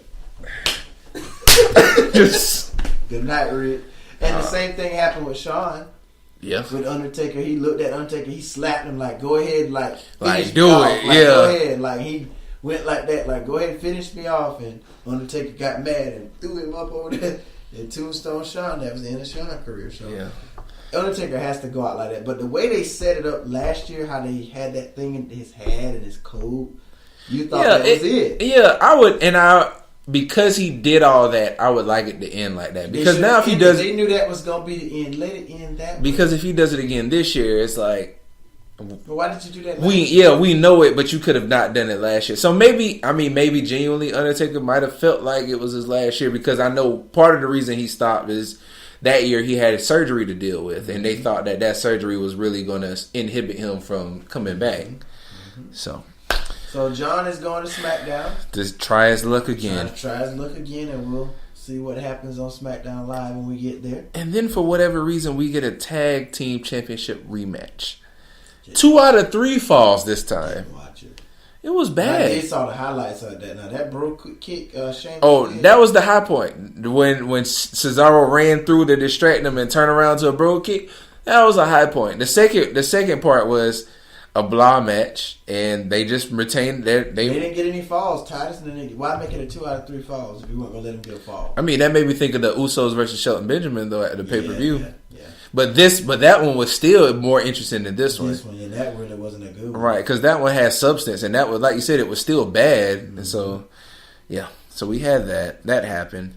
Then, what else did we have? We had Ronda Rousey come out, another high point. I don't know anything in between, but I know Ronda Rousey comes out later on that night. Yeah, she came out at the end. They had, before that, they had Strowman versus Elias, and they kind of battled. That is right. Contest type situation. They ended up in the backstage area. He chased him out. Yeah, he tried to slam him through the knot because actually it got to a point where Elias had to use a fire extinguisher. Yeah, keep Braun at bay. Right, kind of blinded him a little bit, but Braun still caught up to him. He was still chasing him while rubbing his eyes. He was just, I'm not finished with you. Get in my belly. Why are we trying to make this a feud? And that's what I'm saying. You let him throw. We let him throw Reigns through the pod the night before, and you not follow that back up. But I mean, don't get me wrong. I do like what they have been doing with Elias and Braun. Like when they made Braun do the whole come out with the bass guitar like Elias does and sing a song. That was golden. Like that probably was Braun Strowman's best promo he's ever did. Besides the "Get These Hands" promos now that he now does, his new catchphrase. So, and he said that in the ring too. Who's ready? And when he knocked all of them down at the chamber match, right? I don't know if you caught it, but he was like, "Who's ready to get these hands?" I was like, "Wow!" They let him say that in the match. That's right, man. And then, speaking of promos, Roman Reigns cut a huge promo because we all were under the impression that Brock Lesnar was in the building for Monday Night Raw, and it comes to find out that Mr. Lesnar, no call, no show. Right. No call, no show. That's a write-up. And Roman Reigns kind of comes out, and he kind of lets it known that, hey, I'm coming out here to let y'all know. Yeah, I got you. Brock isn't here. I got a promo. I think you want to hear a clip from it? Yes. You got it? I think I got a little bit of it. We can let Mr. C. Moody play that for us. All right, let's go for it. Brock Lesnar is an entitled piece of crap who hides behind his contract. mean, think about it, y'all. Think about it. We are 6 weeks from WrestleMania, and the Universal Champion is not here today. We were in Vegas last night. Brock was in Vegas. He wasn't at the Elimination Chamber. Guess where he was? He was running around the strip taking pictures with Dana White and the UFC on social media. You want to know why? Because he doesn't respect me, he doesn't respect any of you, and he doesn't respect anybody in that locker room. And I'm sick of it. We're all sick of it. They all know it back there. We all know it. Every single week, me and them boys run across this world and we bust our ass. And Brock just shows up whenever he wants to, when the money's right or the city's right.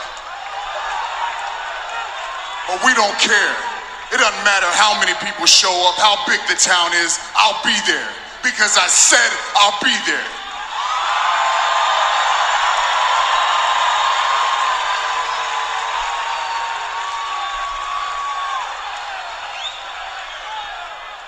And Brock and Paul, don't worry, they're going to come out here and say, we're businessmen. Well, guess what? I was born in this business. My family and my bloodline is this business. And I was taught at an early age that there's a fine line between business and respect.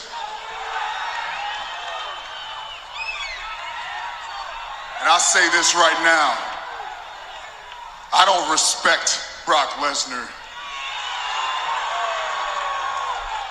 And I damn sure don't fear that bitch. Now, I will say that promo was the best promo Roman Reigns ever cut in his WWE career. And if you listen to... Go ahead. I gotta give you some... as much as I always pick at his mic skills, that John Cena training he did back a couple months ago. The John Cena training. Yep. And like I was going to say, if you listen to our special, I was totally disappointed in Roman winning just because of just a lot of the factors of how they allowed the match to go. This promo that Roman Reigns cut fully got me reinvested in Roman Reigns. I want my boy to go back to the championship. I need to put back on my big dog hoodie, but I threw it across the room. We're going to WrestleMania, and we're beating that part-timing businessman Brock Lesnar and getting rid of Paul Heyman. But I do hope that Paul Heyman becomes the manager for Ronda Rousey. Just a random thing. That'd be awesome. That'd be awesome. Yep. So, yeah. Her and Brock ought to be together. UFC fighters. Yeah, and then both of them have belts. Oh, man. I am the advocate for. Right. The reigning defending. And I imagine Paul Heyman shooting on some of the women. Okay, little Miss Bliss. You think you're going to beat Ronda Rousey? Sasha Banks is a boss. Well, we got fighters. I really can see that working. Yeah, that would. Like him talking trash and then possibly letting some of the women get their hands on Heyman. Yeah. Or whatever. Oh, Bailey. Bailey's so huggable and she's so nice. And, oh, Ronda Rousey's gonna. You know how he right. I could see him doing that. That actually would be really good. Ronda Rousey. That really would help her a lot. And he probably would build up Asuka and Nia Jackson. Yeah. Because if you think about it, that's kind of how CM Punk really got big when he became a Paul Heyman guy. And then he became his own voice and became even bigger than that. So who's to say that Ronda can't become her own personality? But right now, you really want to keep that hype on her. And if she doesn't have that promo skills continually, it's going to fade eventually. They should have let... that's a perfect... They should have let him be her... But you know what? They might let him once, like if Brock does leave, he can be like, well, you know, my client went to go do other ventures. But I have a new client, and then that's when Ronda comes out. So they should do that's how they should have started it from. They should have started it. Yeah, like he should have introduced Ronda. Like, ladies and gentlemen, and they could have My been, name is Paul Heyman. And then Brock Lesnar, he'd be like, no, the person I'm introducing isn't Brock Lesnar. And it's like, who it is the greatest one. Yeah. That's only Paul Heyman can. That would have been really nice. So Roman shot his promo, and then we saw Elias and Strowman, whatever that was they were doing for a little while, and then I like the way the WWE kind of segue into as Strowman is trying to find Elias, the limo pulls up. Yeah. And it almost kind of looked like Triple H was scared to get out. It's right. Strowman he was standing there.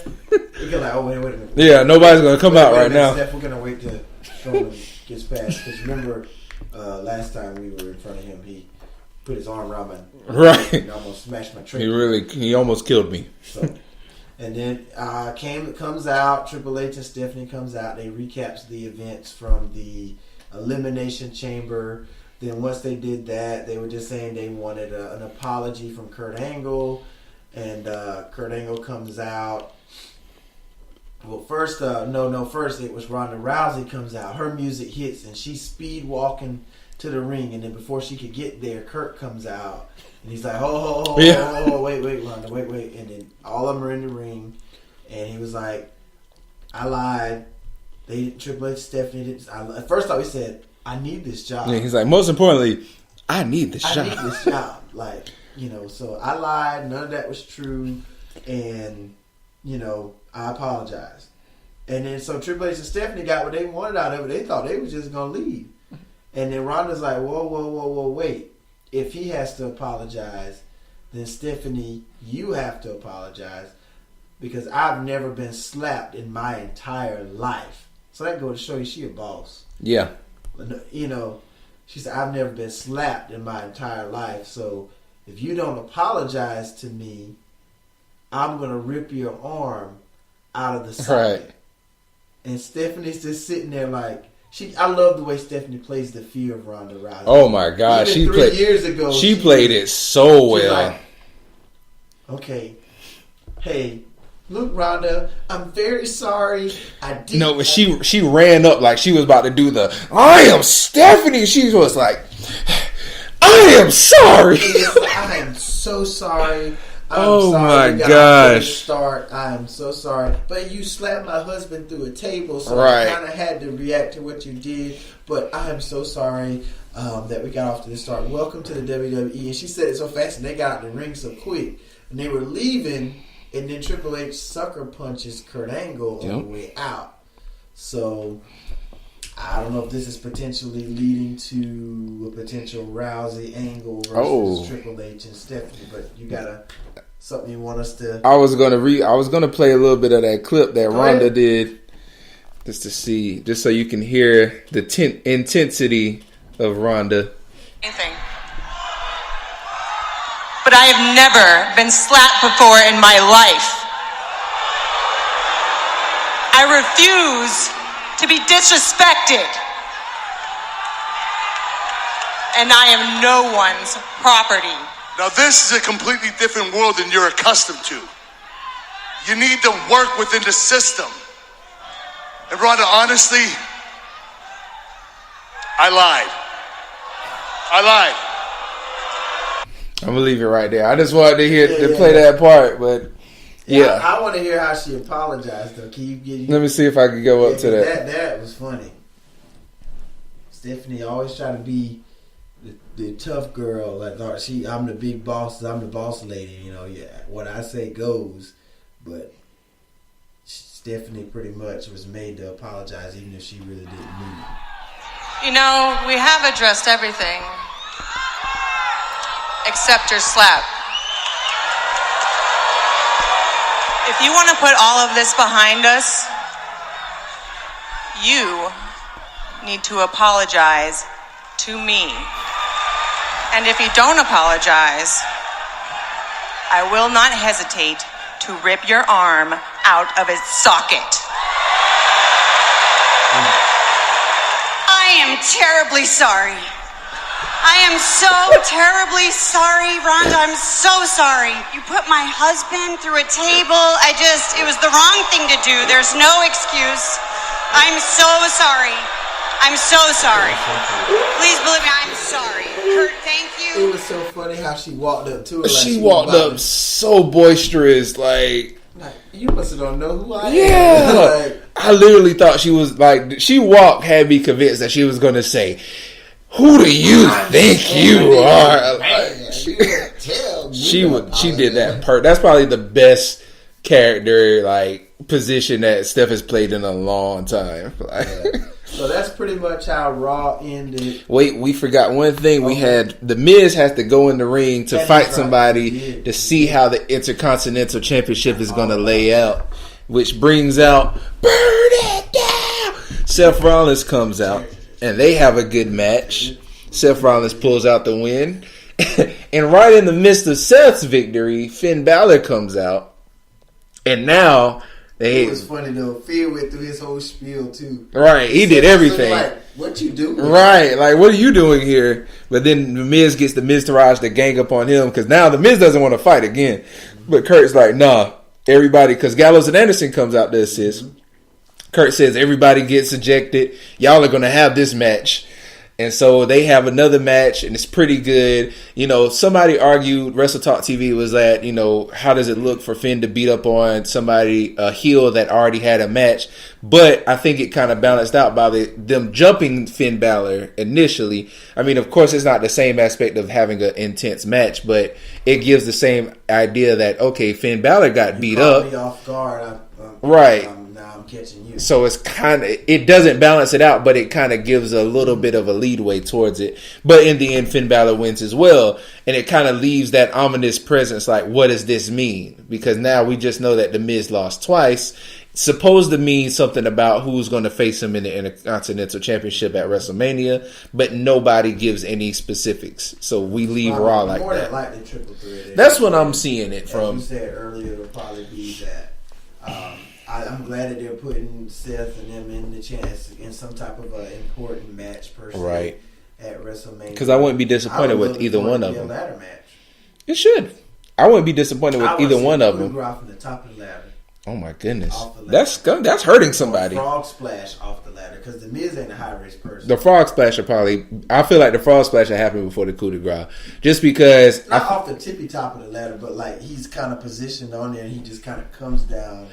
Okay, because like I said, the coup de grace, if he does it any kind of wrong, it's him fully stepping on somebody. So it's like they move out the way he can jam. Right. So whatever. But I'm glad they're in the Intercontinental title picture, and I'm hoping for a triple threat match at Mania. Look at us actually wanting a multi-man match. I do. I mean, I don't know if you remember the last time all of them were together. That was a really good triple threat match they had on Raw a couple of months ago. Remember it was Seth Rollins, Finn Balor, and was it Jason Jordan? No, I think it was just Finn Balor, Seth Rollins, and The Miz. They had it. It was a couple months ago. They had a triple threat match. It might have been not a couple months ago, but yeah. Remember before they? I think it was right before they brought the Shield back and everything, and they had one of them as a guest on the show or something like that. Okay. It was a really good match. Okay. So with that, that's going to end out Monday Night Raw. Mm-hmm. I guess we can go ahead and lead into SmackDown because leaving Raw, we find out that John Cena comes to SmackDown Live to say that he wants to shoot his shot at getting into the WWE Championship match at Fastlane. However, he has to do it. He doesn't want a handout still, but technically he wants a handout for an opportunity to be in the match. So he's asking whatever chance he can get. And Shane first comes out to kind of just say, well, you know, this is the land of opportunity. It is a stack thing. He kind of doesn't give an answer, but that's when Daniel Bryan comes out.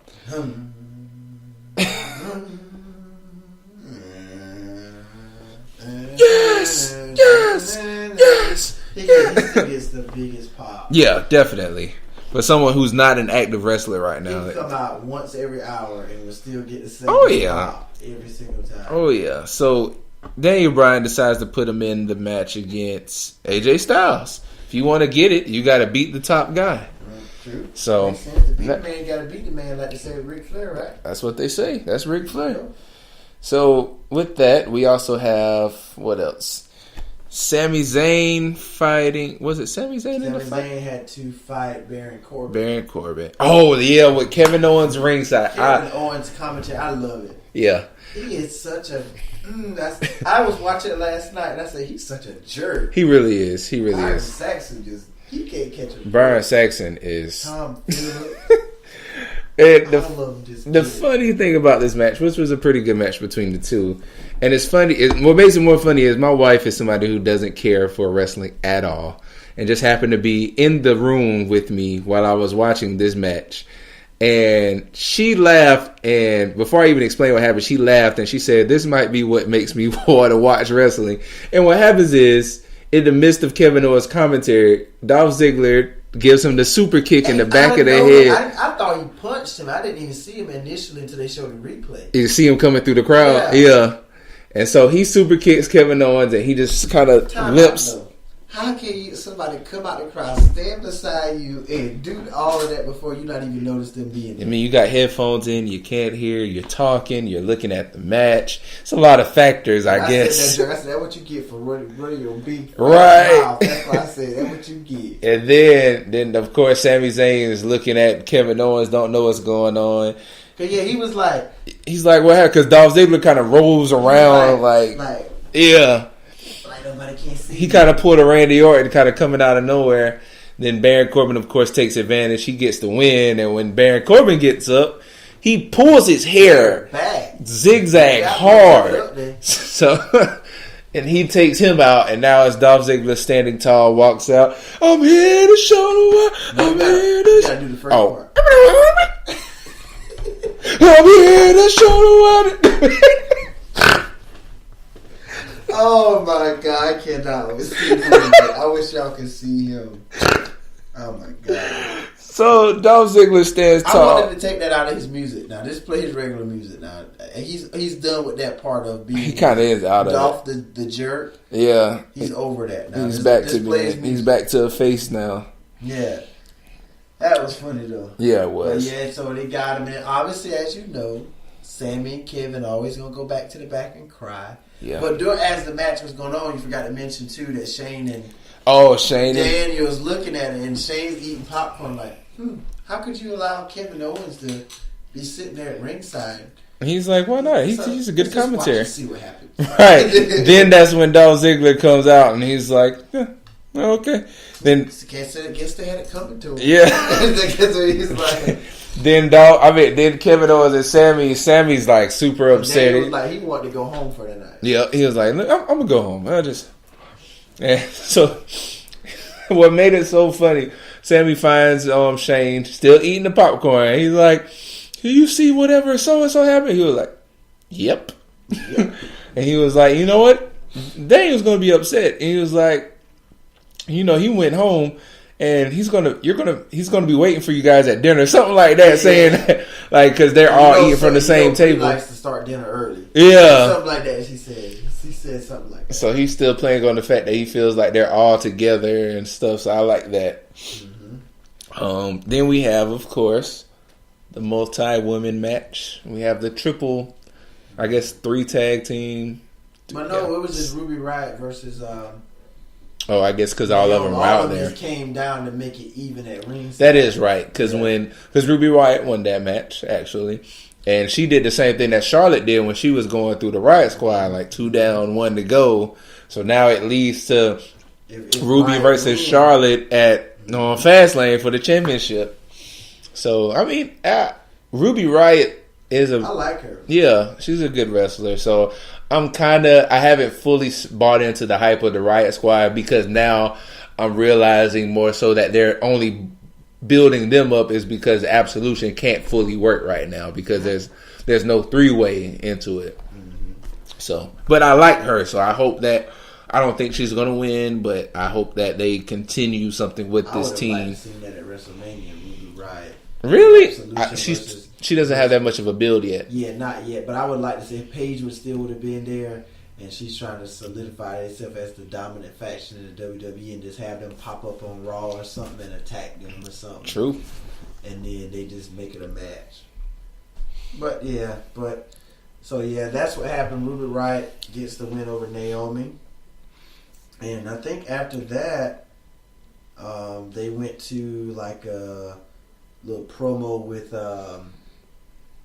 Fandango, or what do you call him? Oh yeah, the Fashion Police. Fashion Police, talking about the guy that's playing the new Unsolved about Tupac and Biggie. Thinking he's a real detective, but yeah, you weren't gonna be able to see that on TV anymore. And now they're bringing it back. Now they're bringing it back because they're losing sales. Like literally, Fashion Files were what kept a lot of people, even if they weren't fully invested in wrestling, they liked to skip from there. Fashion Files. And they were trying to put it on the network for you to go, or online or something for you to go watch. Exactly. But they saw, and they were just pretty much thinking he was a real detective. And the New Day even came in because they said they solved the file. They found Biggie. And they brought in Big E. Hilarious. And Big E was just sitting there like, yeah, it's me. Big E. And they won a rap battle or something a couple months ago. And he does like a 2-bar line and does the whole and jumps in Xavier Woods and Kofi's arms like he's asleep. It's just they're just hilarious, man. Funny. Both of them, and then they blend really well with the Fashion Police because he was like some detective you are, right? And he was like, I'm not a real detective. I just play detective on the show. He was like, hold on. It's like we looked up to you. Like Fandango was just like completely shocked. And it's like what? This changes everything. Like yeah. And then the New Day comes down after that, I think, and then they just kind of talking about how they beat Gable and Benjamin to be the number 1 contenders. And they're getting ready to fight them at Fastlane. And they're talking about they're going to become the WWE World Tag Team Champions. Xavier Woods kills me with that. And then one weird part though, I kind of the whole part about the thighs rubbing together. You talking about spritz me, and he heists his leg up.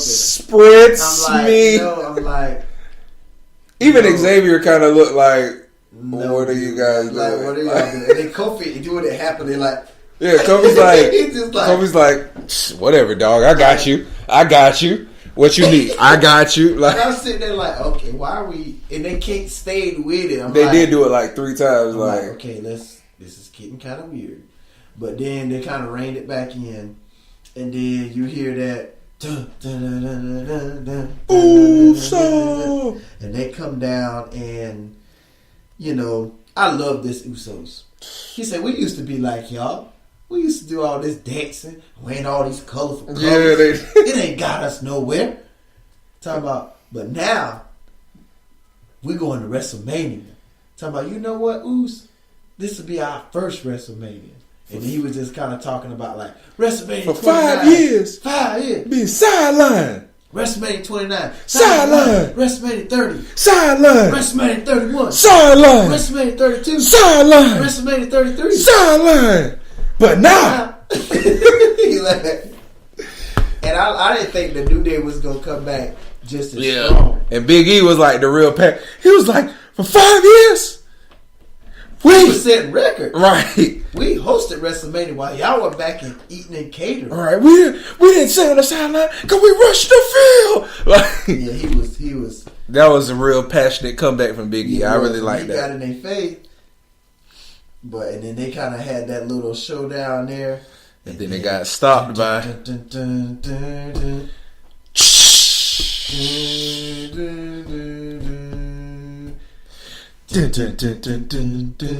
all of them just froze like. Right. Like, oh. And at first they come down, you know how they always do, take off their clothes, drop their hammer. Then they start to come towards the ring, and it's like they finally scout the numbers that is 5 of them in there. So they walk back, and then they get their hammers. You know what? Yeah. We might need some backup. We're going to bring our 2 friends with us. So once they get on the ring side, first the Usos kind of just like, hey, let's get out of here. Let's crawl out. Then you see Kofi kind of motion for them to get out on their side. So everybody clears the ring for the Bludgeon Brothers. And I like this, but my thing is, are we pushing for them to be in WrestleMania? Because once again, like Ruby Riott, I feel like they're, even though we've seen Luke Harper and Eric Rowan before with the Wyatt family, even, Luke Harper having a good role solo. Or do we think that they're ready enough for a WrestleMania match? Like, do we feel like because it seems like either way, unless they're going to just use them to build afterwards. Like, I feel like how we say Braun Strowman is going to be after the Brock Lesnar Roman feud. Mm-hmm. Are they going to just let, They're just saying, like, hey, we next in line. Right. Whatever happens. We waiting for either one of you. Yeah. So. And I like the logic they kind of play, because you notice, like, the last couple weeks, they just kind of walked past, and Luke Harper's like, right. Not the time. This is not it yet. But they chose a perfect moment in the heat of that little moment to come in and put the attention on them. Right. Like, don't forget about us while y'all getting so caught up in, going back and forth. We still here too. Yeah. So we'll see how that goes. I just had a thought in my mind. I can see them taking the hammer and breaking up the saxophone. Oh. And just seeing Xavier just, oh my God. Right. Like, the trombone. Francesca. The trombone. You sure it ain't a sax? Yeah, it's not trombone. a sax. Okay, I thought it was a sax. Yeah. Oh yeah, trombone. That's right. Yeah. I can see them taking that they hammer destroying Francesca Turbo. Yep. Yep. But so then after that happened, we had Nakamura versus who did Rusev Day. He fought Aiden English, and he made kind of light work of Aiden English. Yeah, pretty much. I mean, Aiden now is pretty much falling in the back of just a manager. And I feel like they're doing that to diminish the Rusev hype. I don't know. Don't do that. But they are, because think about it. Even before that, for the last 2 weeks, they haven't even been on the show. So now everyone would have loved to see Rusev fight Shinsuke. Rusev Day when Cena and Shane was in the ring. Exactly. They was chanting Rusev Day on Raw. Yeah. So and then when Shane said it a couple weeks ago, he's like, duly noted. And I feel like I hear you. Right. But no, they're not working on it at all. They did that to just say, shut up. This is our show. We were crap about no Rusev. Right. Rusev is a jobber. We're really trying to push him as a gimmick, but you guys keep liking it. But I will say this, for the most part, I don't like the crowds nowadays. Because, I mean, they ruined the whole dynamic of good guy getting up, bad guy being bad. Like, they don't. I mean, you have a right to choose who you like. I'm not saying they don't. I'm not saying, like, Rusev is like one of those, like, people in anomaly heels that's just over. But, like, a lot of situations where you watch the match, they're either uninterested, they're just doing random chants, or someone brings a beach ball. Yeah, throwing a beach ball. And I don't like that. It's they're doing the wave. And I'm like, now I'm going to tell you, the most rowdiest crowd is always that Monday after WrestleMania. Oh my gosh. And they always go to a city where they know they're going to get that kind of reaction. Yeah. So it's always the worst crowd the Monday after WrestleMania. Yeah, so I mean, but that's what that is. So Nakamura makes light work, King Sasha for the win. And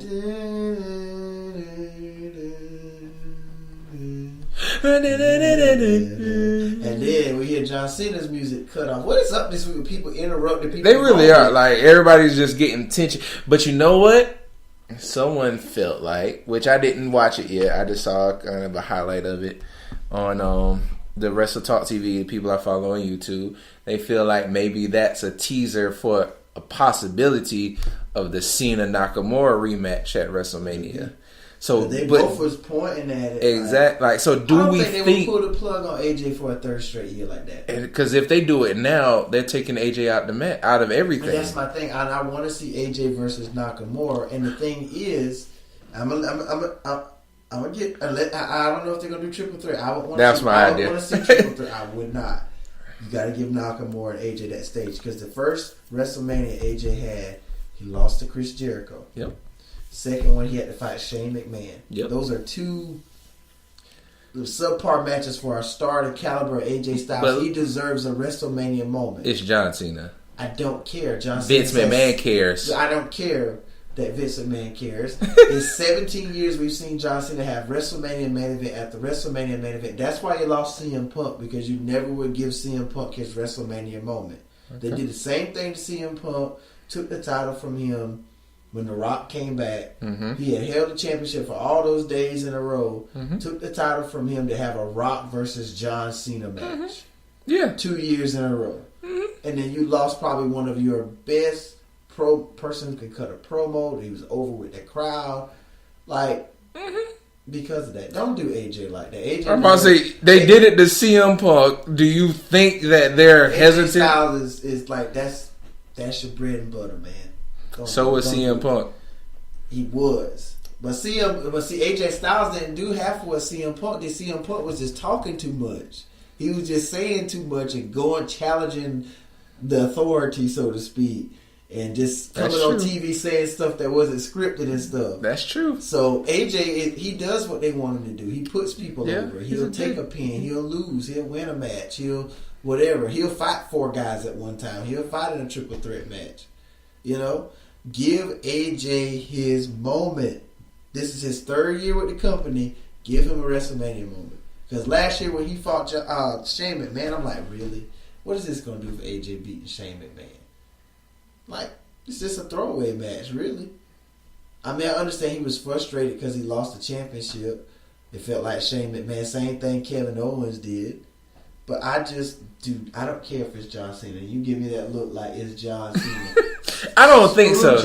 I don't think it is. is. I genuinely don't think it is. But if they had to ultimately put John Cena anywhere, and y'all should have saved your little dream match instead of doing it on SmackDown. You could have did it at WrestleMania. You could have built something else. You could have put AJ and Bobby Roode at Mania for the U.S. title, and then make they might do that. And they might drop. They might drop it. Make Nakamura fight Cena at Mania. Then you can have your dream match just made on up the big stage, but you want to do it on SmackDown Live for Nakamura. A couple weeks before that, beat Randy Orton to be the #1 contender for the championship. Lost to Jinder Mahal at the pay-per-view. Didn't have to beat John Cena again to be the #1 contender. Mm-hmm. He can beat Randy Orton and John Cena, but can't beat Jinder Mahal. Mm-hmm. Give Nakamura his moment. Give AJ his moment. They know each other well in the ring. They put them in a match. They will tear the house down at WrestleMania. That is the match I want to see. Mm-hmm. I care less about Roman Reigns and Brock Lesnar. Mm-hmm. I want to see this match. And you remember when we said again that how it's a possibility that they switch the titles after WrestleMania? They could. I want to see Nakamura on Raw. John Cena's going to go to Raw with the WWE. He's already been back and forth already, so he just I told you, he's a brand whore. It's going to be more meaningful with John that WWE Cena's title. A brand whore. He bounces back and forth, stealing people's opportunities. And you know who else bounces? Who should be bouncing back and forth? Anybody who holds the title. No. I'm not saying. Look, I don't want to sit here and say it like I want it to happen. I don't. No. But I'm just saying, if Vince McMahon can do whatever he wants, and he felt like, you know what, I really need John Cena in this match in a WrestleMania moment, I can drop, like you said, I can drop AJ Styles against Bobby Roode for a United States Championship. I can leave Shinsuke because people want him, but put John Cena in that spot.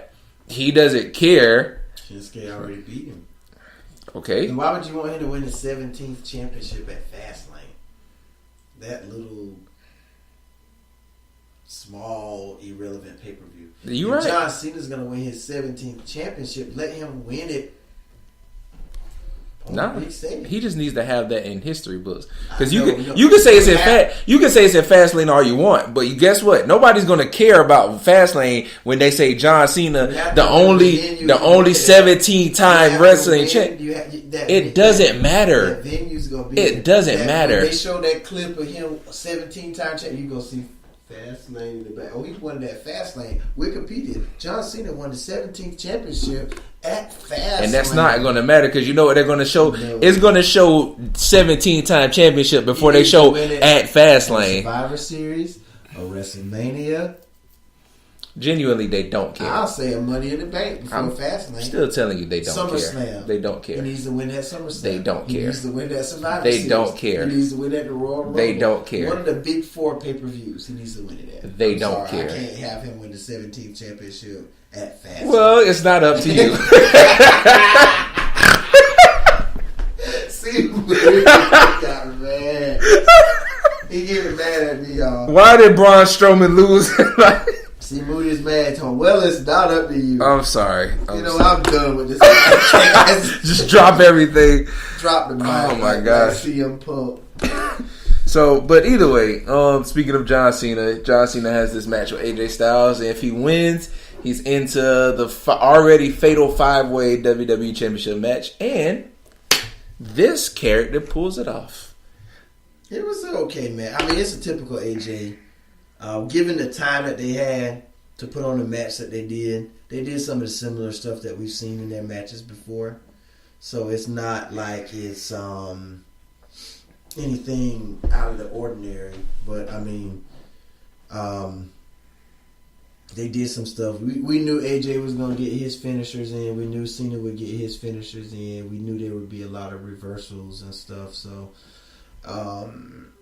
it came down to it. And then after Cena won it, we see Kevin and Sammy come charging down. And then Baron Corbin attacks him from behind. And then, AJ's trying to help Cena fight him off. And then Ziggler pops out of nowhere. He just keep coming out of nowhere. I don't know where's Ziggler. He must have been sitting in the crowd all night and just jumps up when it's his turn to jump in. That's it. And then he popped in there. He kind of fended them off. He gave everybody a super kick that was in the ring. And I kind of figured, I said, once they all was standing there, I said, he going to try to attack one of them. And they're standing there. He hits AJ, knocks AJ, which was stupid because you had to turn around and Cena standing right behind you. Of course, right. Cena just saw you lay him out, so he going to AAU and that's it. So, what did you think of the ending? I didn't see it. What? Mm-mm. Only because I didn't finish watching it. He pretty much what happened after Cena won with the AA. It sounded like you said everybody comes down. It came down because what ended up happening, AJ has him in the cab crusher and he somehow like rolls out of it and rolls AJ up and he picks him up, throws him up, hits him with the AA, gets the pin, and then after he wins it, Kevin and Sammy come down and they start. Then Baron Corbin attacks him from behind because he came out of the crowd or wherever he came from. Yeah. And then AJ gets back up and is trying to help fight against them, and then Ziggler comes. And then he super kicks everybody. He super kicks Sammy, super kicks Kevin, and Baron Corbin. And then it's just AJ, Cena, and Ziggler. all them in the ring. And then they're just standing there. And then Ziggler just punches AJ. And AJ kind of falls and rolls out of the ring. And then as soon as he turns around, Cena's like right there waiting on him and just puts him in the AA and does his little. And that's it. And that's it. The brand whore, Hey man, free agent, Big Match John. Yeah, Big Match John, WrestleMania John. Whatever. Nah, it's gonna be him and the Undertaker. That's what's gonna happen. I think it's gonna be him and the Undertaker. It's gonna be AJ Shinsuke. It should be. It's gonna be Roman Brock. And then you got Seth and Finn and The Miz for the Intercontinental title. It's gonna be Bobby Roode and Randy Orton. Orton. Rousey and Angle versus Triple H and Stephanie. You're gonna have Rude probably versus. But Randy Orton's already. They're competing at fast. It's probably gonna be. You think they're gonna do a the rematch, or probably gonna be Jinder Mahal? You got to put him on the card. They're probably gonna put Jinder Mahal. Be another. Jinder Mahal's gonna win it at WrestleMania. Yep. Darn. Yep, it's gonna happen. Matt and Bray again, and then Jeff Hardy's gonna come back. I don't know who Sheamus and Cesaro finna tag titles against. Whether it's Ganderson, the Revival. Probably the Revival. And then you'll have the Usos. That's still uncertain for me. It's gonna be Usos New Day. I feel like New Day's gonna win it at Fastlane. Usos gonna get their rematch because Usos already spent their time chanting about how they haven't been in WrestleMania moments. So the New Day is gonna give it to them out of respect because that ultimately they respect each other. So it's like, you know what, we're gonna give you that shot at the grandest stage, and Usos win it back at WrestleMania. Okay. Or New Day keeps it. I hope that Usos just get it back. Because I would rather go into seeing the Usos versus the Bludgeon Brothers. Not 1, not 2, not 3, not 4, but 5 times. 5 times. Booker T. Yeah, Booker T started all of that. Right. Yeah. So That's it. That's it, man. WWE, man. That's where we are. So That's we're it for this gonna see week in us Fastlane, sports. which is this Sunday. No, it's not. It's next Sunday. I'm sorry. I'm way ahead of myself. 2 weeks away. So next Sunday. 2 weeks away. So from Fastlane, and as we get ready to start to build toward WrestleMania, the road to WrestleMania. Last pit stops at Fastlane. Yep. So that's all that we have for you. I mean, we thank you guys for always listening. Thank you, Ashburn, Virginia. Every week you're on MVP, our man. stats. You are the MVP. Thank you. And anybody else who listen, we appreciate it. If we ever build a Sports Moves headquarters, It got to be in Ashburn. it's got to be in Ashburn, Virginia. Yeah, it has to be. Bristol, Connecticut, Ashburn, Virginia is going to be ours. Yeah. Because Definitely. that's where our number one fan resides each and every week listening to us. We appreciate it. Definitely. As always, you can follow us on Twitter at D Moody's platform at Sports Moods. And then on Instagram at C Moody's platform at It's Sports Moods. Also, if you go to tpublic.com, type in Mind Library, you will find our initial Sports Moves t-shirt. As in the future, we will start having more t-shirts up there. And yeah, thank you for following us. Thank you for listening. Everybody throughout the time, our 6 month, 7 month tenure now, it's been anywhere between as local as Timminsville, branching out as far as Israel and New Zealand. And it's amazing to see the people who listen to us all on iHeartRadio. Thank you, iHeartRadio, for allowing us to put our platform up there. This is now where we get the majority of our viewers from. Mm-hmm. So we appreciate all of it. And as always, we hope that we can be your go-to in sports and give us feedback on how we can improve so we can better suit your needs in sports. Okay. That's all I have, man. You said it all. Thank you guys for listening as you always do, giving us that support. And we try to be as current as we can with the sporting events that's taking place in the sports world. Try to keep you guys informed on what's going on. And again, thank you guys for just taking the time out of your day, no matter how or where you may be listening to us from. We do want you to know that we appreciate it, and that we hope that you continue to listen and tell a friend, pass it along, try to get us more exposure to Sports Moods. You can, like you said, hit us up on Twitter, Instagram, and then also either through Spreaker, iHeartRadio, or YouTube. Mm-hmm. That's all we have for this week's version of Sports Moods. This has been C. Moody here with D. Moody. Sports Moods. 2 Moody's. 1 duty. Sports. Have a good week. We'll see you guys next week.